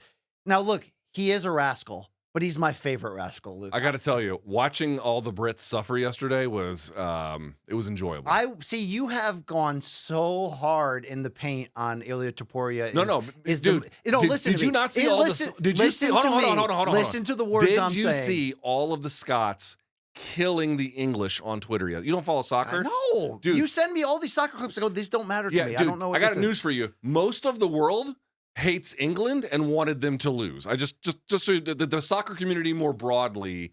I'm sorry, Colombia lost. By the way, I know they did lose too. I'm sorry, and they probably deserved it. Anybody here a soccer fan? Anybody? No, they're not. Anybody? Ken hates soccer. I watched the game yesterday, but none of us watched. The English are not sympathetic to the world community. Let me assure you. But okay, go ahead. I was going to say, because you've made the idea of fellatio and Topuria, a regular thing. That, you make me cheer against Spain just so you can't have that moment, Luke. Yeah. But I'm not the only one who's been calling out Topuria of late or questioning your man love for him under the guise of, like, is he acting in the way he should after beating Volkanovski and trying to get back? You know Robbie Fox from Barstool, right? I do, yes. Hey, let's listen to this. Everything Ilia Topuria has done since winning the title has been so annoying. The way he's handled Max, the way he's handled the BMF title, the way he's just a Conor McGregor Muppet baby now, and he's just trying to be Conor McGregor at every turn. Fight Max and get on with it. I don't disagree, Luke. Yeah, I think this is. I love Robbie, by the way. Shouts to Robbie, who's the man, one of the nicest guys you'll ever meet. I know. It's like you want to try to find a way to hate him, and then you meet him, and you're like, he's awesome. You cannot hate Robbie. It's not possible. However, he is profoundly wrong about this. You guys just don't. I mean, yes, he has been. We've talked about this before. He has certainly been a little bit. What was the word we used previously? An outspoken fan, Robbie? No. Talking about Topuria. He's been annoying. Like the self-importance and everything has been really annoying. He put out his post thanking himself, Luke. Okay. I mean, that's really weird. That's super fucking weird. However, he fights on about as regular a schedule as our other UFC champions. You guys don't like him, partly because of that. Also because he beat one of your favorite fighters. Like, to me, I just find it. Yeah, I'll leave it alone at that. I like here's my bias. Yes. I like watching good fighters. Great fighters. I don't like watching fighters who I find pleasant on social media. I like ones who are fucking awesome when the cage door shuts. Okay. And he fills that requirement out, no problem. Not loosely related. I forgot to add it to Have You Seen This Shit? But speaking of Spain, did you see that there was a YouTube boxing event over the weekend in Spain? 4 million concurrent viewers on The Twitch. stadium looked like a WrestleMania setup with about That's the Real 80,000 Madrid people. stadium. Yes. And they had Will Smith, among others, perform. And then one of the boxers came in with a Messi, what was it? Messi Jersey from Barcelona jersey yeah. in the rival Madrid stadium and held it up like a total Yes. wrestling heel move. Yes. I can't believe, like, I was shocked when the first Logan Paul KSI fight in London, like, sold all those pay-per-views and filled an arena. Yeah. I'm shocked that they filled this many people for a YouTube boxing. This What the is hell? my point. Like, I mean, maybe this guy is way more popular than Ilia Topuria, but Ilia Topuria plus the UFC machine, why couldn't they do that, right? True. The appetite. Here was the funny part. Like, England, in terms of the European markets, was a first mover in MMA. Mm-hmm. Obviously, you go back to Ian the Machine Freeman and so many other great English fighters. They were kind of first, and they're still going to be a very important, prominent market for the foreseeable future. But the lingering markets, the Frances, the Germanys, the Spains, they were not big features in the last 10 years in MMA. But I think, BC, they're going to be huge in the next 10. The appetite for this stuff in these markets is enormous, and they can put on a show. Let's see it. I want to see, if Max versus Ilia is not in the Sphere, I want to see it either in a stadium in the States or that exact setup that you're talking about, stadium in Spain. Can UFC just get to the stadium portion of their promotional career? Because I feel like there's a lot of money to be had there. And also, like, dude, I remember watching the GSP fight with Jake Shields in Toronto. Right, which that fits that description, yeah. Which was like one of these shows that when you see it, it just will forever be in your memory because of how different There's it a looked. communal element to that where it doesn't matter if you're 300 yards away up there. It's the same thing of seeing the Stones at Giant Stadium or something. There's this communal element of like, we're here together for this moment. Only not like seeing the old ass Stones. It's a historic moment. I mean, you kind of had that. People had Brett Okamoto, who you always reference just foul things when I bring the guy's name up. Yeah, you want to have sex with him. I had just an ex-coworker that I really like, okay? Turns out, so Luke, he always marvels at being in that stadium that they made. What, Marvel? Didn't they make Marvel Stadium for that event, or am I making that up? When it was Australia? Rousey versus Holm, and just that moment. Wasn't there with where that Whitaker, where element. Izzy was too? I don't think that's quite. I don't think it was just for that Okay, event. but that set the attendance record at the time, and Yes. it was like one of those shifting cultural sport moments. I want fans to have that on the regular. Do you know what I'm saying? Like, why aren't we going to Allegiant Stadium when it's right next door? I know. Does it only center on Dana's belief that you don't have that same experience as a fan when it's that big? So the issue, I think, that is the biggest one is partly that there is, they're doing the Sphere show, so it's not totally credible to say that they lack imagination, but I do think that it's like they don't have the kind of will to do stadium shows Yeah. in the kind of regular way that we would like them. They could probably do it, but they just seem reluctant. The other thing is, and I think it's a bigger one, is you can put these Russian Muslim fighters in these Middle Eastern countries. They're going to be well received there, Sure. and you can still do well on pay-per-view. Topuria, to Robbie Fox's point, has not converted the fan base into treating him like a big pay-per-view star. Obviously, he's very good, and everyone respects his ability, but there's not that component. So it's one thing to take a Habib to Abu Dhabi. It's one thing to take Islam to pick a place out there where, yes, you have a different time zone, but you've got a much bigger pay-per-view star. Topuria doesn't quite solve that problem yet. But let's see if he beats Max. Like, for example, maybe you think Max is going to win, maybe he will. We're positing a world where, let's say, Ilia does what he says he's going to do, which is the first person to put Max's lights out. That would be big. That would Huge. be big. That's the kind of thing he has to do to elevate himself, I think, to the kind of place where the UFC would even consider a time zone Fair change point. in pay-per-view. It's one fight, and people are already trying to say he's going to be the next Cody Garbrandt, who has this, career-defining performance and then never lives up to it again for whatever reasons. I hope not, just for the sake of the sport, right? Yeah, I don't Even think though that's I'll be very cheering accurate. for Max against you. Topic number 5, though, Luke, loaded show as we continue. Hey, it's Jake Paul versus Mike Perry pay-per-view fight week. They're on DAZN Saturday from Tampa, Florida. Mike Tyson out, rescheduled to November. So Jake Paul, in all intents and purposes, or whatever that Intents and purposes. phrase says, is going to take on the danger of bare knuckle pay-per-view star Mike Perry. So Luke, outside of that narrative of Jake Paul needing to win in theory to preserve that can't miss Netflix super fight with Tyson, what is tangibly at stake in your opinion for both fighters in this fight in terms of their respective combat careers, which come from different backgrounds, but suddenly they're at the apex here of the celebrity crossover bubble? So it really only depends on two different outcomes. So in the event that Jake Paul wins and now Mike Perry loses, there's nothing at stake. It doesn't meaningfully add anything. It would put somebody finally on his resume that was 32 versus 37 versus 40 something. But in the end, it doesn't really change his stock. It doesn't change his future. It is a marketing opportunity to promote his Netflix fight against Mike Tyson in October. I think that's November. So that's really all that's on the line there. And if Mike Perry loses, you're like, right, well, he's not a boxer, and we all are familiar with the Jake Paul experience. He got some marketing. He can go back to BKFC, no harm, no foul. I don't really think it means anything at all under that circumstance. It's the reverse. So, needless to say, if Jake Paul were to lose to Mike Perry, let's talk about the Mike Perry angle first. Ben Askren couldn't do it. Tyron Woodley couldn't do it 2 times. Anderson Silva couldn't do it. Nate Diaz couldn't do it. Mike Perry would be the one. Mike Perry would be the one. And by the way, what's his face? The Fury brother. Tommy Fury couldn't do it either. Right. Not an MMA fighter, but certainly a pro boxer for whatever that is worth. Mike Perry would be the one to upend the apple cart. We're talked about the guy's ascension since leaving the UFC and getting wins over tough guys in tough circumstances, like gritting out a win over MVP. This would be the crowning achievement of all crowning achievements, in part because he's going to a sport that he doesn't really have a full background in, and it's a kind of a setup fight for the A side, to be quite candid with you. Because of the size difference, largely. Yes, and size difference here. I mean, this is designed for Jake Paul to win. That's what this is. So, like, it's not Mike Perry winning is not supposed to happen.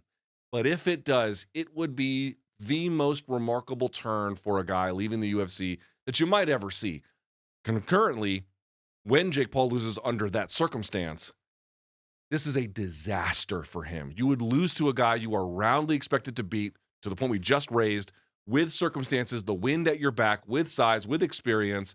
This is supposed to be a tune-up for the Mike Tyson thing, a marketing opportunity, a stay busy fight for the Mike Tyson thing. That would create jeopardy for that particular contest. He would almost certainly have to do a rematch if he did. It would be disaster for Jake Paul. That's what he's up against here on Saturday. It would make, because there is a pro wrestling feel at times in the way that these fights get promoted and sort of play out with the craziness. It would be the ultimate completion of the most unlikely babyface turn in combat sports history. Like, let's not forget that Mike Perry left the UFC largely because he was kind of cut, right? I mean, I know that we try to reframe that sometimes as he like was a free agent and walked off and went to another deal. But like his stock as a fighter was very low at that point when he left UFC. His stock reputation wise was non-existent, meaning we tended down the stretch, Luke, to watch him for the car accident side of the road variety. Dude, he would walk into restaurants on camera and knock out old dudes for talking smack. Like he was a different level of crazy. Luke, he's almost wholesome to the level where he's not wholesome, but like he's got a family life. We cheer for him in that regard. Dude, if he did this for his career and was able to flip it, it's why when this fight was announced, we said, how would you even escalate the call out if you knocked out Jake Paul? I mean, it'd probably have to be Conor McGregor or nothing because that's how big this would be. But speaking of big and the size, that's what's holding a lot of people up. So let's recap. Mike Perry fought largely at 170 his MMA career. Wasn't considered really large for that division, right, Luke? Has been boxing at 185 or BKFC at 185 because largely his ability with the bare knuckles and his relentlessness to get inside and make it difficult for bigger guys like Luke Rockhold. Jake Paul was training Luke to be a heavyweight against Mike Tyson, was walking around well above 200 pounds. This fight will be at 200 pounds. Mike was on Fight Hub TV with our guy, Marcos Viejas, Luke? Marcos Villegas. Love that guy, by the way. Yeah, he's great. A veteran in this game. And the talk was about Jake Paul slimming down, Luke. And the talk turned to your favorite category in sports and topic, performance-enhancing drugs. Let's listen in. You questioned Jake's weight. When I sparred him a couple years ago, I was 179, 180, and he was 195, maybe 205. To put on 25 pounds, I don't know how someone does it, I guess, without a cheat code. Some extra stuff, some extra sauce in those meals. It doesn't matter, though. It doesn't matter to me. Maybe, I could just be saying that just to mess with him. He does look flubbery and, whatever. And I also told him, I don't think you were 230. Because if he was 195 to 205 in those couple years ago when I sparred him, I think maybe at largest he could get up to almost 220. Mike is not concerned about the size difference, but was he inferring that Jake is a little bit saucy right now? I think he was. He was lightly suggesting. All right. Luke, will we see Fight Week hijinks? What are your expectations this week? Yeah, it's going to be the Jerry Springer show. I don't, I mean, right? I'm not even saying that like a bad thing. It's just, that's what it's going to be. It's what it's going to be. So I'm expecting a lot of homophobic slurs. Okay, we happen to have a clip of that if you missed his appearance with Jake on the MMA Hour a couple weeks back. This is what you might expect. And I won't get out of your face. There's nothing you can do about it. I'm in there all night long. You're going to get married to I kind of like that. Get all up in there, bro. I do. Yes, I do, bro. I want to be married. I want to be entangled with you forever. I'll even hit you with a little reach around, brother, if you want that. Yeah. I like that. Because I'm ready to go all the way. You say your hands are bisexual. My hands are all types of sexual: trisexual, bisexual, asexual, pansexual. That's what I meant. You can get it any way you want. Any way you want. Let's get married, bro. Get up all in my face. And I kind of would like it if you put your nuts in my mouth. I'm not even gonna lie. We already signed the papers, man. It's already written.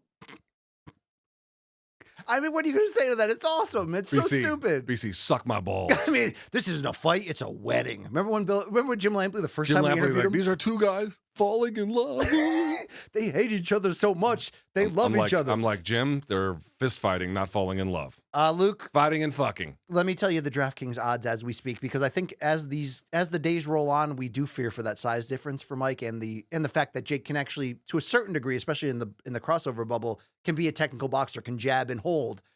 DraftKings has Jake Paul a minus 340 favorite, plus 250 for Mike Perry. We've seen Eddie Hearn say Mike Perry has no chance. We've seen a lot of people say that. Luke, are these odds representative of how you think this fight could go? Yeah. I tend to think that they're probably right. Again, Mike Perry's up against it. He is a B-side, and he's a B-side who's an undersized one, not in the sport he typically competes in. He should not win. But Mike has been proving a lot of people wrong since he left the UFC. Again, shouldn't win, but it'd be quite interesting if he did. And not out of the realm of possibility either, obviously. I'm looking forward to it, and maybe we do MK Free Fridays this week and dig a little deeper after they get some press. Yeah, let's see if they do reach around. Let's see if they have sex on stage. I don't know. We'll be the first to report. They definitely kind of intimated that they were going to be doing that. So I guess we are where we are. Those are your 5 topics of the week. And Luke, you know when you discover a new binge-worthy show? I don't know if you're addicted to any at the moment, Luke. Not right at the moment. Or a song that you bump on repeat. I'm blessed. I'm highly favored, right? Yeah, he's not either of those things, but yes. And you just have to share it with a friend so they can experience just how awesome it is. That's the feeling that I have right now, and I want to tell our listeners about, that it feels like when you discover Mint Mobile. It offers a premium wireless for $15 a month, does Mint Mobile. When you purchase the 3-year plan. 3-month plan. 3-month plan. It's such an awesome deal, Luke, that there's no way really you can keep it to yourself. Like things in college, you got to spread it around the dorm. You know what I mean? If you're looking for a affordable but reliable way to get some mobile coverage, I think this is a fantastic deal, BC. $15 a month for full mobile coverage, Luke? Is that what we're talking about with Mint Mobile? Friends don't let friends get haircuts, they said about Metallica in the 90s. Friends also don't let friends overpay for wireless. But all plans come with high-speed data and unlimited talk and text delivered to the nation's largest 5G network, BC. Indeed. Sorry, Corey Manich texting me about the Blessed and Highly Favored song. Yeah, it's Shout terrible. out to that guy right there. Luke, all plans come with high-speed data, unlimited talk and text that you just said, and I love that for $15 a month. Use your own phone. Get that with any Mint Mobile plan and bring your phone number along with all your existing contracts. And I got to say, whenever it comes to the idea of switching providers, the first thing you're always going to say is, man, everybody has that number. I need it. Not a problem with Mint Mobile. Not at all. All right, so to get this new customer offer and your new 3-month premium wireless plan for just $15 a month, great deal, go to mintmobile.com/combat. That's combat with a K. That's mintmobile.com/combat. Cut your wireless bill to $15 a month at mintmobile.com/combat. A 3-month plan, $15 a month. You pay a $45 upfront payment. New customers on first 3-month plan only. Speed slower above 40 gigabytes on unlimited plan. Additional taxes, fees, and restrictions apply. See Mint Mobile for more details. Man, I love great partners in this show, Luke. Thanks to Mint Mobile, thanks to DraftKings Network, and hopefully Brazzers in the future. You know what I'm saying? MK Hub, indeed. I got a thumbs. We do give you an opportunity once a week. We used to allow you to send your artwork in, but we got to get a second show, on the books for that, Luke. Yeah. It's coming. But what we do is Sunday nights on Facebook and Instagram on the @MorningCombat account, we put out a disclaimer. We will put out a call to you, actually, not a disclaimer. We say, look, send your questions in and your hosts will answer them, but they better be good, okay? This one's called Dip from Dogs.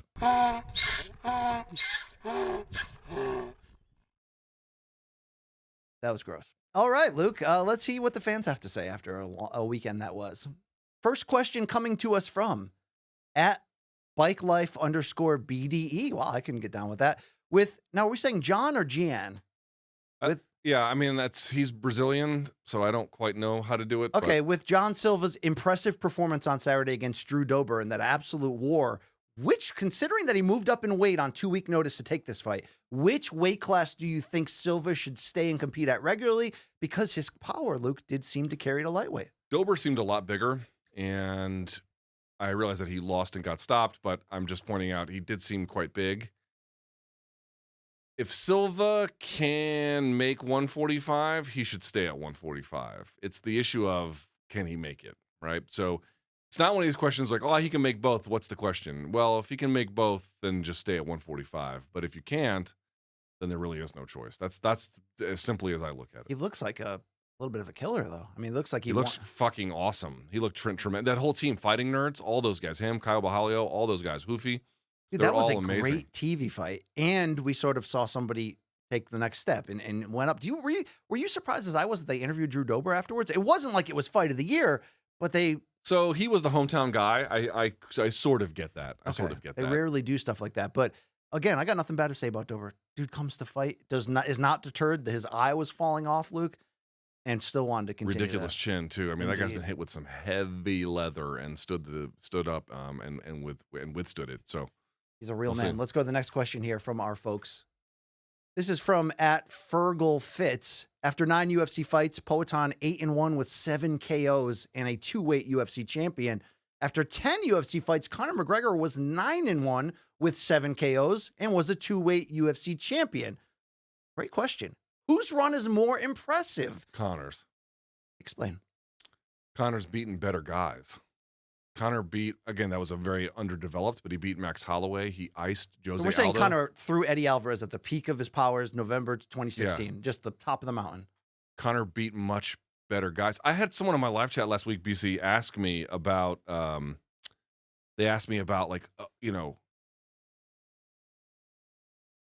is this a renaissance? Because 185 is having a bit of a moment, but they're like, is this a renaissance also at 205? I'm like, guys, no. 205 has never been worse. I mean, maybe you could say like the early proto days of MMA, but in the modern era, it's never been worse. This is a division that when it was hot in UFC with he went kind of back and forth a little bit, but your Vitors, your Randys, your Chucks, your Titos, concurrently over in Pride, you had Arona, Rampage, Sakuraba, Overeem, Vanderlei, Dan Henderson, like concurrently at the exact same time. It was the #1 marquee division in UFC.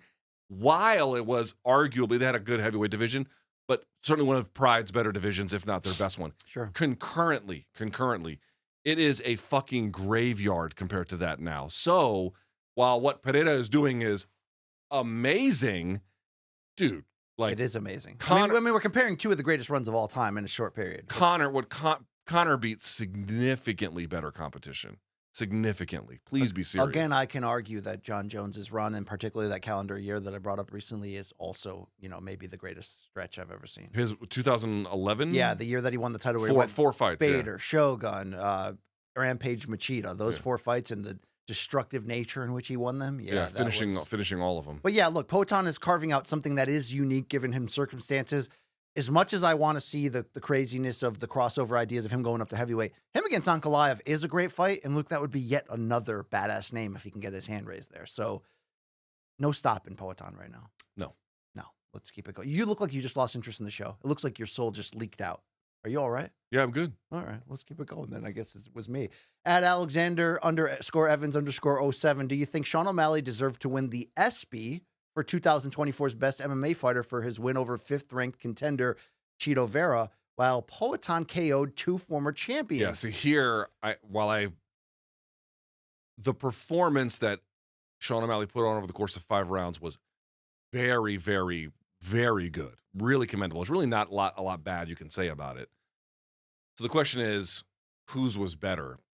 I would argue that the 2 wins Poatan had were better. Now, I think there also might be a question of what the voting time frame was. It's not January to December. It's always weird. Right. So that might change the conversation. But if we're just comparing that win to the 2 wins, yeah, for sure, Pereira deserved it under that consideration. Not like the ESPYs have really ever mattered, right? In terms of like what they represent. Like we won an ESPY. Like, okay, I mean, I think cool. it matters to the athletes who win. I mean, it matters from the idea of like an entertainment show and, oh, hey, we won the ESPY for like, Team of the Year. You can't say it doesn't matter because really if Poatan had won it, we'd be like, yeah, he deserved it. And now you're saying, oh, well, O'Malley won it, he didn't deserve it. What does it really mean? No, it would mean something in either case.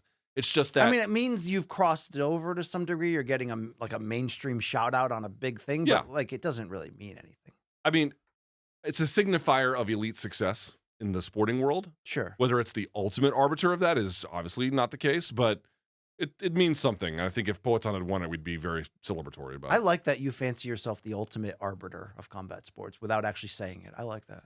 It's very. I mean, I just try to give my takes. You know, that's what we all try to do. Yeah, but you stand on your business, even if people hate you. Dude, why do you bring up that every time? Because I'm impressed by you. You know, like, you know what I mean? Yeah, but why are you focused on? I can't shout you out. I spent enough time tearing you down on the mic. I can't shout you out. How often people are mad at me? You bring this up like all the time. Oh, I don't mean it to like poke you. I say other things to poke you, like that Topuria video. Yeah, that's fine. Just to poke you. No, I'm just impressed that you inspire me to be more of a badass on the mic. I don't believe that, but go ahead. I'm being honest and real here. I'm being a good partner. All right, yeah. Let's keep it going here from the fans. What else you got, Chin? Let's go over to @ZRiggs. Great question. What is one pizza topping that you would choose if you could only have one for the rest of your life? Don't give me a Luke Thomas answer of 7. I need one and one only for the rest of your life. Jalapenos.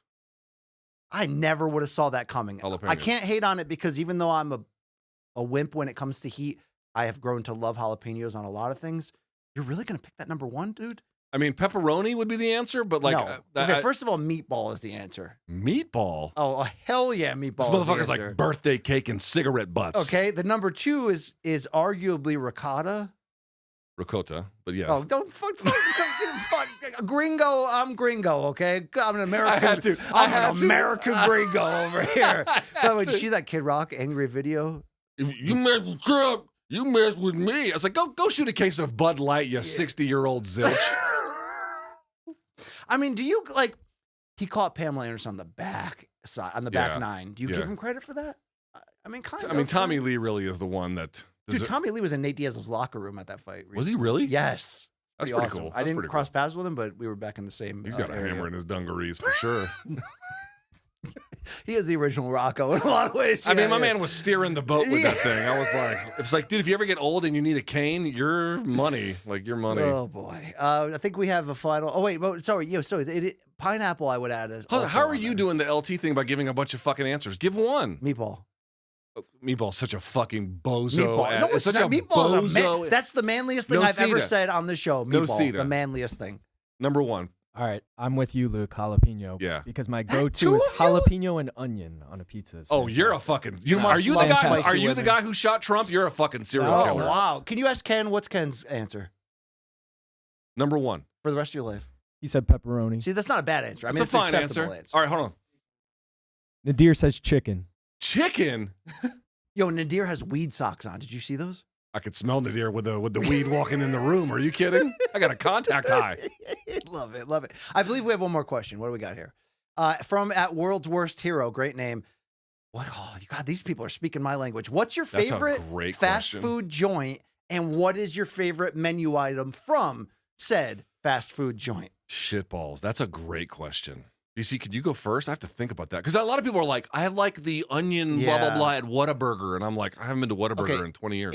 I don't mean to be like Luke Thomas, but in recent years, I would have said the 5 5-layer beef burrito from Taco Bell, and Taco Bell being the answer. 7-layer? Or did they change 5-layer. it? No, 7-layer is too much rice. You got to go 5-layer.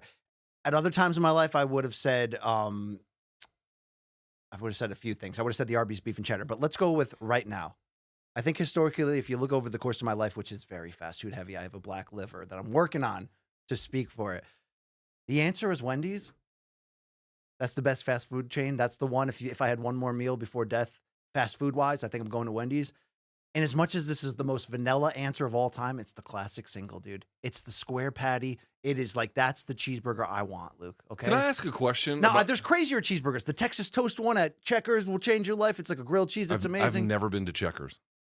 Florida, as my friend Mal said last night when we were hanging out with that Tyson bong, more to come on that. He said that Florida, if they do one thing right, it's fast food. They are aggressive in terms of that regard. But Wendy's is the answer, Luke. And I'll classic single that shit for days, man. So I'm not sure how to answer this one, but can I ask one question that's separate from this before I give my answer? Please. What is the appeal of a smash burger? What is the appeal?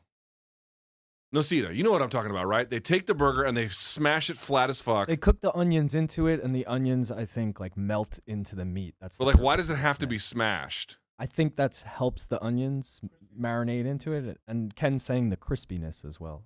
So people, they want a little texture on the meat because it crispens it up. I'm with you. I don't see the thrill in it. It doesn't really add much to me to the experience.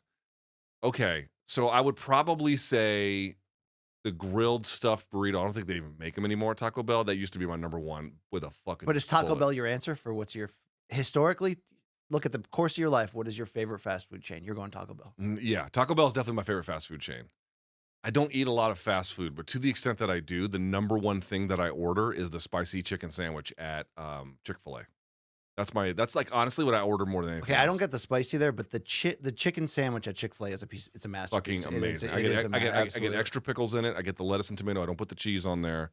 And then I'll sometimes top it off with the buffalo sauce. I can't believe I didn't say beef and cheddar. With a Jamocha shake after doing whippets behind Arby's in Waterbury near the Long Hill projects. I mean, some people that know. And, you know, yeah, that did happen, Luke. I mean, hold on, but does like a Dairy Queen count? Yeah, they have fast food. food. So the Dude, dairy, okay. So chili dogs at Dairy Queen can kill you. It's not even that, but the Dairy Queen Reese's Peanut Butter Cup Blizzard might be lo mejor. Oh, you're going dessert. Now you're changing the game here. That might be number one. That might be number one.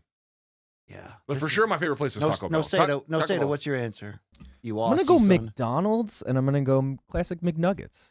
Dude, you're a fucking toddler. You got the palate of a motherfucking toddler. I mean, you can't knock nuggets. Any kind of nugget. I mean, I used to buy Chick-fil-A's nuggets are better than McDonald's nuggets. I've never had them. I've had the sandwich. Sandwich is fire.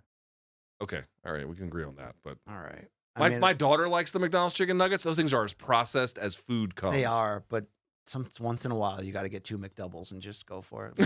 Once in a while. Oh, let me reverse Uno here. Most overrated fast food item, and what I mean by that is like obviously something that people love. Now that's a great question.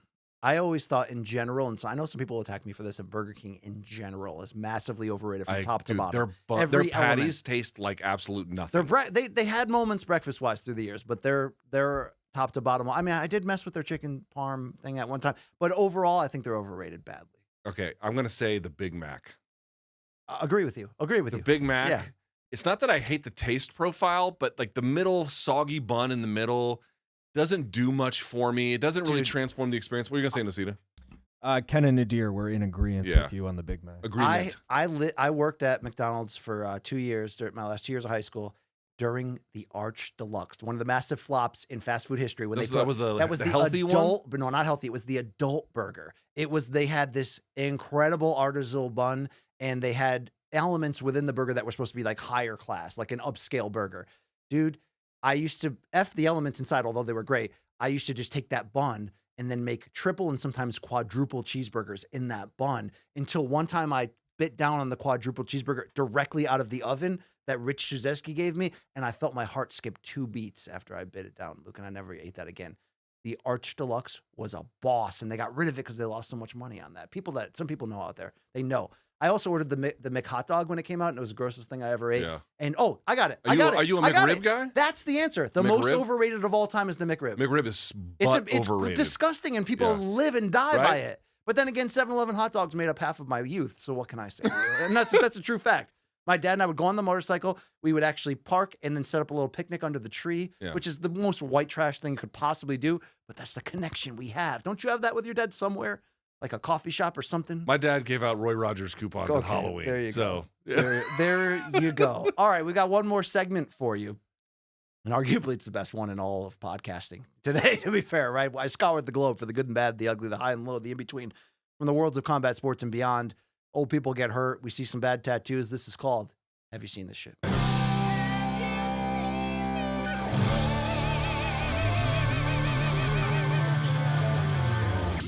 Hooah! By the way, did you read the Hawk Tua girl interview with Rolling Stone? She's rebranding herself as like this wholesome, like Dolly Parton America's 2.0. sweetheart. And I'm here for it. Shout out to that chick. Listen, make a couple of dick-sucking jokes. It can change your life. Look, it's UFC Denver time. This was the on the mic moment of the weekend. Jasmine Jasdavicius hearing boos from the crowd, and she didn't like it. That was kind of like the game plan a little bit. Yeah, I'm like still working on my striking. Hey, shut up, boos! Suck it, man! Look, she did the Adesanya with the toss and the throw of the fluid. That's something, right? I popped for that. I appreciate anyone who tells a booing crowd to go fuck off. That's great heel work. Luke, Luana Santos, by the way, won her 5th straight fight, taking Maria Agapova to the woodshed, and she celebrated in the only way she knows how and became a lot of people's favorite fighter. Your thoughts? I think a lot of you guys are so horny. Yeah, this has nothing to. Well, you maybe guys maybe it does. Are in desperate need. Go higher up. Let me say this. Stop that. Hold on. Put the camera on me for just a second. Oh, no, not now. There are so many of you undersexed losers. Not the audience watching here, but like send this to somebody you know. Not our MK viewers. Not our MK viewers, but MK viewers, you know what I'm talking about. Send this to them. Y'all are in desperate need of some female attention. Do what my friends in the Marine Corps did. Go hire some prostitutes. Oh, I thought you were gonna say run a train on Osborne. Well, that can happen. That can happen too. Find somebody out there who for $100 can rock your shit, because the amount of online horniness from undersexed dudes in MMA is shocking. Y'all, it's the epitome of the no fucking section. 100%. Luke, the most entertaining man in combat sports, Dean Thomas, showed up at the UFC weigh-in show. You know how he does great impersonations? Here's this new one called Kimura Usman. I'm gonna say him to shame. He was doo-dooing. No, he went to go doo-doo. I'm gonna just put it. Wow. That's what you. Yeah. That's why I told This him. whole time, that's what you were doing? Yeah. That's what this was. Welcome back to the show, Kimura Usman. What's happening, y'all? It's Kimura Usman. Okay, how you doing, man? I'm doing good. Where that fool Den Thompson at? I don't know, but you fresh though. You know what I'm saying? I'm just out fresh here. though. What's Hey, up, though? what's up, man? Yeah. Kimura. Hi. Yeah, you are. You know, you like the threads? I like it. You know, This is straight off the back of a hyena. I stripped it with my bare hands. It's still in the parking lot. I get you one. Is that how the pound for pound king rolls? Yeah. I'm gonna need one. The Nigerian Nightmare. Okay. Kimura Usman. Okay, I like that. Look, that continued on and on to hilarity.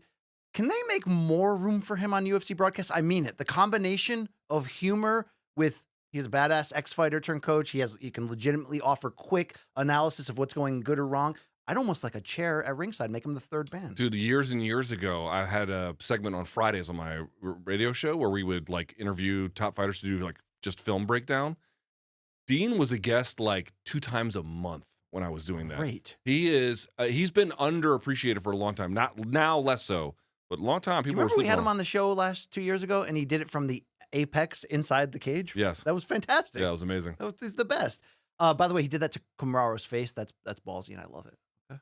He told me he was working on an impression of me. I need to see this, Dean. Can you bring this? I think he had to shelve it fruition? because there's no real place to use it. But yeah, because UFC loves you. Yeah. Luke, this is how he did it. Montel Jackson, 13 seconds against Damon Blackshear. You mentioned Dominic Cruz said that cross you can't miss with it. Well, he Yeah. didn't. He didn't miss. dude, just kept the hand out there as the feeler, like just changed rhythm. Instead of touching with the lead hand, changed the rhythm up right there, and then he got him straight This punches. is the rhythm, Luke. So you want to be an ultimate fighter? Here's what Drew Dober looked like when his eye exploded. Good Lord.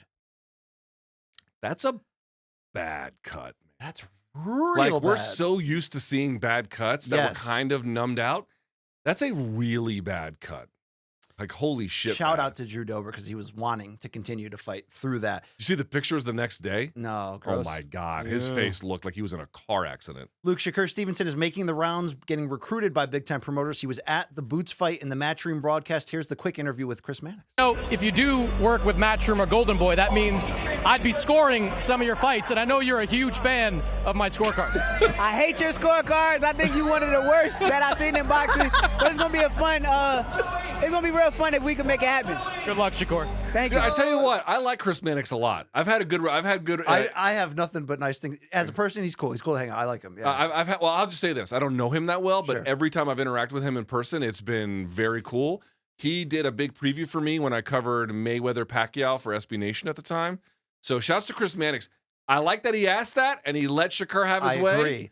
That was he great. let him dunk on him. That's what you're supposed to Yeah. do. I don't always love Chris's takes, but I've been listening to his podcast like crazy. For I disagree with years, his takes and- all the time, but I appreciate that he just does his job professionally Yeah. as best he can and keeps it moving. And I think he's good at what he does. There's no. I Yeah. mean, I have a similar role that I'm trying to do. and I Also, think again, he's I'm gonna very say it good. one more time. You had Sean Porter. You had Yeah, they have a 4-man booth. I don't like they that. had Sergio Mora. They had who was the other fighter in that? Grisham was Those the two. play-by-play. And they were killing Mannix over pointing out that Boots had ring rust. And then sure enough, Boots is Yeah. like, I had ring rust. So yes, of course, you have to listen to fighters. You got to listen to people who have other perspectives too. All right, time to hit the wild and wacky, Luke, of the regional fight circuit where, anything can happen. Dude, this fucking guy marches right into The guy it. on the Look left at is this. Ruben War. He needed 6 seconds to do that. Wow. The other guy, I want to point out something. He takes these like crow hops. When you do that, you land heavy on the front foot, which means your weight is moving more into the punch than having a balanced perspective. So when you just kind of hop like that and leave feet, like watch the front foot of the guy who gets knocked out. Watch. Heavy on the front foot as soon as he gets cracked there. King Mo coming out of retirement to BKFC. Don't love it. I don't love it. I love King Mo, so I don't love that. King Mo. Don't love What that. about Rampage and Rashad in a boxing match at one championship in Atlanta? That's the I've rumor. got It's not official. I've got so much respect for Rashad that I just don't want to see him fight anymore. All right, let's go to Romanian MMA, Luke. A lot of people loving this the last few weeks. This 2-on-1 match, 2 females and a fat guy, and it went about as how you would expect. This is BC at prom. Yeah, the women are just after me. I have to keep them off. So No, they're trying to find the bear spray to go after you. I mean, he battered these chicks, Luke. This is fucking gross. This is and borderline awful. Cam Soda material. Yeah, right? this is really terrible. But you know what? It's a. Well, look, it gets worse. Seems very Romanian. Bob Sapp was involved in wheelchair boxing as well. I don't know if it's the same card or it's probably not the same card, but what do you think about this? Bob Sapp ripped still, by the way. There's so many. It's like, dude, let's fight each other in a car. Let's fight it. So it's like Dr. Seuss. Yeah. I'll fight you in a car. I'll fight you very far. I'll fight you in a bar. I'll fight you, blah, blah, and it just goes on like, in water and anything. And they're all stupid versions of the last one. So how much PEDs is he taking these days? I mean, there's a shortage because Okay. they're all in his bloodstream. We also have a left hook from hell on the regional scene. This was a great knockout. Watch this. That's a nice one. Ooh, Jesus. Damn. Look Wow. at that. All right, Jersey of the Week time. Let's keep it going, Luke. Anytime someone's going to put on number 69, you know what they're all about. Master Beanho. Yeah, the Brazilian soccer star. Everybody knows him. Luke, He's a legend on the beaches of Ipanema or whatever the fuck. Luke, your joke of the week comes from this comedian. I've been down that road. I used to get terrible cramps in my jaw from cocaine, okay? Until I found out that you could just buy it with money.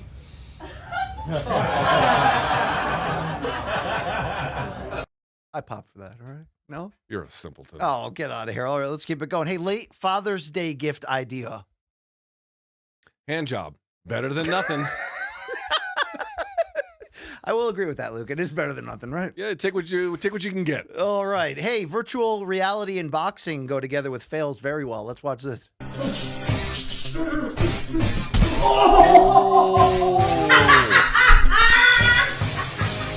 Deserved it. Deserved it. Honestly, if you strap that shit on your head, you deserve to get your balls bitten Pretty by a French much. dog. Hey, MMA fighters in the wild time. They're regular people just like us. Let's see Jon Jones in the weight room. How much do you respect this 525-pound squat? So I'll just say this. He's obviously strong. Yes. He's obviously strong, but this is called a box squat. Let's see. I need to see the positioning of the box. Yeah, so he's way above parallel. It's not that he's not strong or that there's not a point to doing this, But given the depth, and this is called a safety squat bar, which puts the weight in a more, it pitches you forward, but it's a little bit more balanced because it's different axial pressure. It's impressive, but it's not like crazy impressive.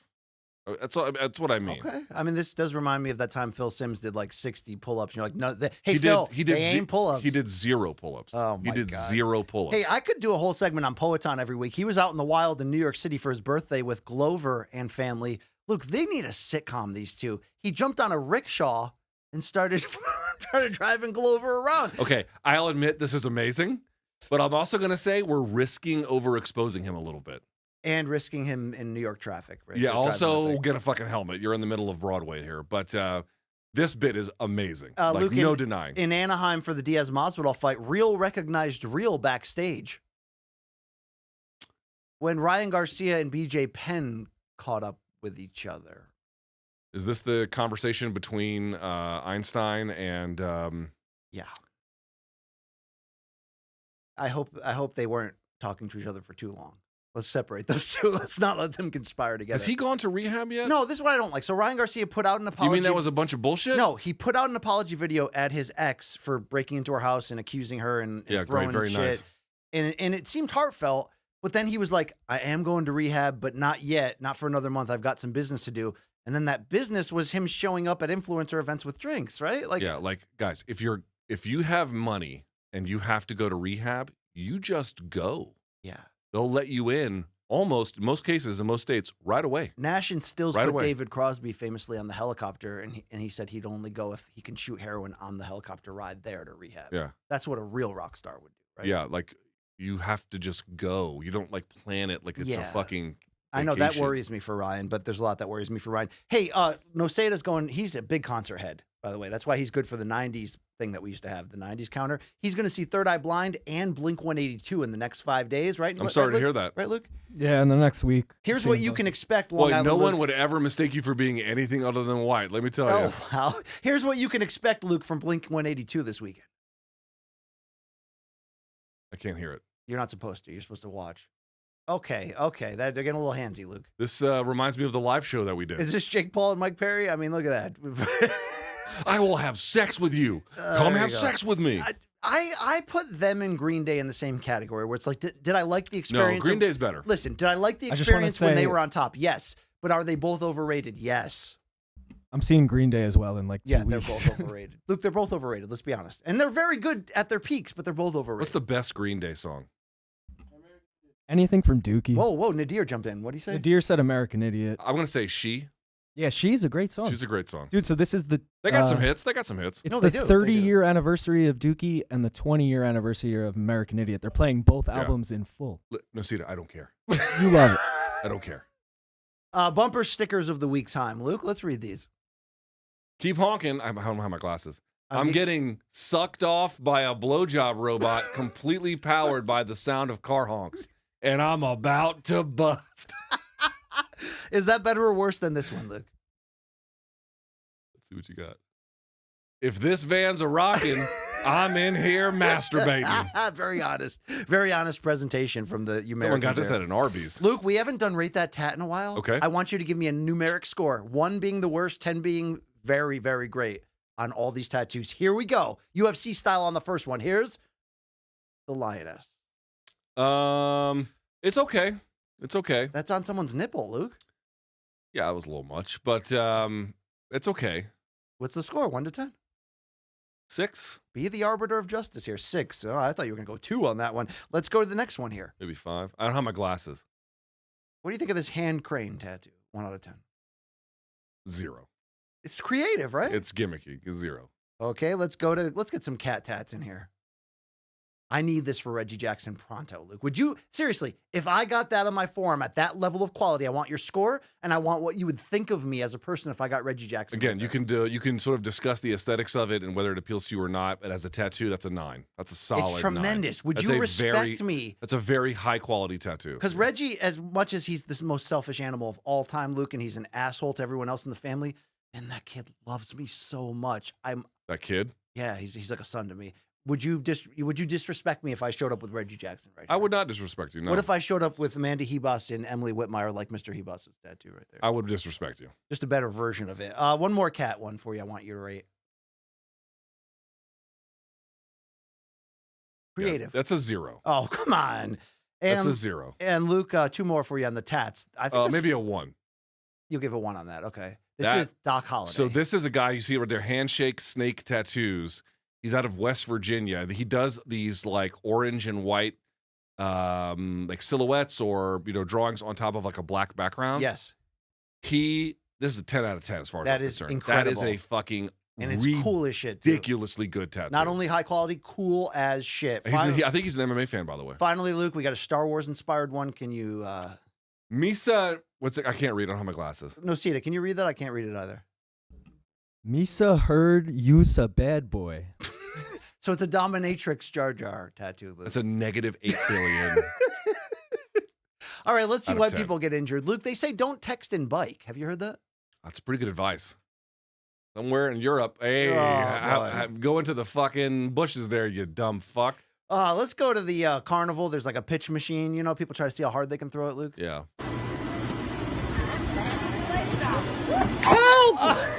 Turns out pretty hard, Luke.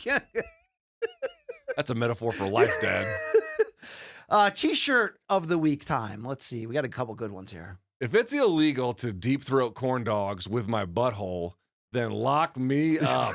That's an American T-shirt right there. If you don't wear that on next week's show, I'm quitting. All right. Well, I'm a big backer of New England, Luke, where I'm from. What do you think about this one? Call me New England because I've got massive, huge tits. Massachusetts. I mean, that's come on, that's good.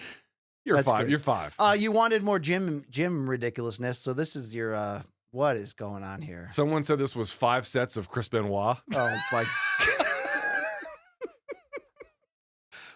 I don't. Does he? I didn't say it. I mean, is that an exercise or can he not stop? Is he stuck? So what you're supposed to be doing here is doing crunches, but he's doing it in every wrong way possible. All right. Let's get high here, Luke. This one's called Breakfast for Stoners. What do you think about this innovation? Holy shit! Who is this young lady? How do I meet her? We need to hire her for the show. Look, there's no question about it. Dude, stoner engineering makes the world go round. Some people also can combine talents of balance. Luke, let's see this bicycle bong trick here. Have we seen this before? I feel like I've not seen this Oh, one. good. Then look at this wizard. What beach is this? I think it's a public park. Yeah, you're right. Where is this? Again, stupid as fuck, but cool. King Tut. There's a King Tut exhibit there. Where is that? Boston? I don't know. There's a King Tut exhibit in D.C., but this ain't D.C., so I don't know. And one more for you, Luke. I've said many times I would not play this guy on the air. You know the Asian guy, USPI, whatever his name is? The guy who USP? just yanks stuff away and he's got... I told you I would never play this guy again, but sometimes he delivers, Luke. Okay, that's gross. This is how you be self-sufficient and you live off the land, Luke. Watch what he's doing to make this breakfast. All right, this is... This is self-sufficient pancakes, Luke. This is how you... This is the most disgusting, unappetizing... Okay. Okay, the bit got better. Oh my God! Come on, that guy's in the Have You Seen the Shit Hall of Fame. Okay. That one worked. That one worked. That's the shit of the week. All I hope right. you saw it. We have to catch a train, but real quick, Luke, real quick. I have a gift for you finally. We've right. talked about this behind the scenes a lot. Shout out to Student Glass. You know that company? I'm not familiar. Who makes fine water bongs, apparently, Luke, and makes fine smoking equipment. They have this is the premier brand in like fabrication of bongs and yes, stuff? And they have a Grateful Dead line. They have a Mike Tyson line, and they have sent us some incredible samples, if you will. Okay. Including this incredible vape system that Long Island Luke has. And I wanted to, win you over, Luke, with this Mike Tyson inspired G Pen, which you put the bud right in there. I opened it for you, Luke, if you want to check it out. Okay, let's see. And it vapes the bud right there. So you put flour in here? Yes. Do I take this off? Yep. And Long Island Luke already figured out how to do it. How do I light? Oh, yeah. I have to. Is it charged? It is charged. I charged it last night for you. Luke, I also received the Mike Tyson line Student Glass Gravity. Oh, it's bong. magnetized. Look. And Luke, I saw it in action last night. Okay. All right. And the reviews? Stellar? 10 out of 10 does not begin to describe what Student Glass's Tyson Waterbong can do for this type of recreational activity, Luke. Talk about taking it to the next level. It's a science project, and it flips and it bubbles, and it is as smooth and potent as anything you could ever imagine. Taking your street level bud to, I will use this. This is actually super handy for me. See, I told you I will reach around and make your day better, Luke. We will have sex. Shout out to Student Glass, Luke. I need you to get I couldn't bring Tyson is putting his name on a lot of things these days. I will say that because you can buy Tyson like regular vapes, like no weed vapes. Well, thank you. This is very nice of you. There's other products that they make. Everything is top shelf, high class. If you want to merge the worlds of boxing and Mike Tyson together with this recreational activity, these products could change your life. You know that when I showed you the video with Tyson where you spin it and the bubbles up and they got the hookah string. I mean, it comes with so many cleaning tools. Look, it's the most incredible piece of operation I've ever looked at or seen. People say, can a $1,000 bottle of wine be really worth it? Can a $600 bong be really worth it? Yeah. It'll change your life. Especially when they're free. There you go. Shout out to Student Glass. Hey, shout out to Long Island Luke, Ken, Nadir, all our guys here. We had a great show. Luke, shout out to you. Shout out to our great partners in DraftKings. We should give a shout out to just say and Mint Mobile to our producer Matt. Yes, Matt Snyder, who had stepped back in the family, and we love him. Yeah. And we wish so you Matt, so well. we're sending our we're thinking about you. We love you, Matt. Shout out to you. He's been behind the scenes, one of the many since people. day one. Since day one. Really some day one-ish from Matt Snyder. So much love for that gentleman right there. No doubt about it. That's it, Luke. That's the show. We'll be back Friday. We'll have another free MK Friday. We'll get you ready for Perry and Paul. And that's it. We're going to have a good time. There it is. Whoomp. In fact, there it is. This is Morning Combat. This is what we do. Thank you for watching. We are out of here.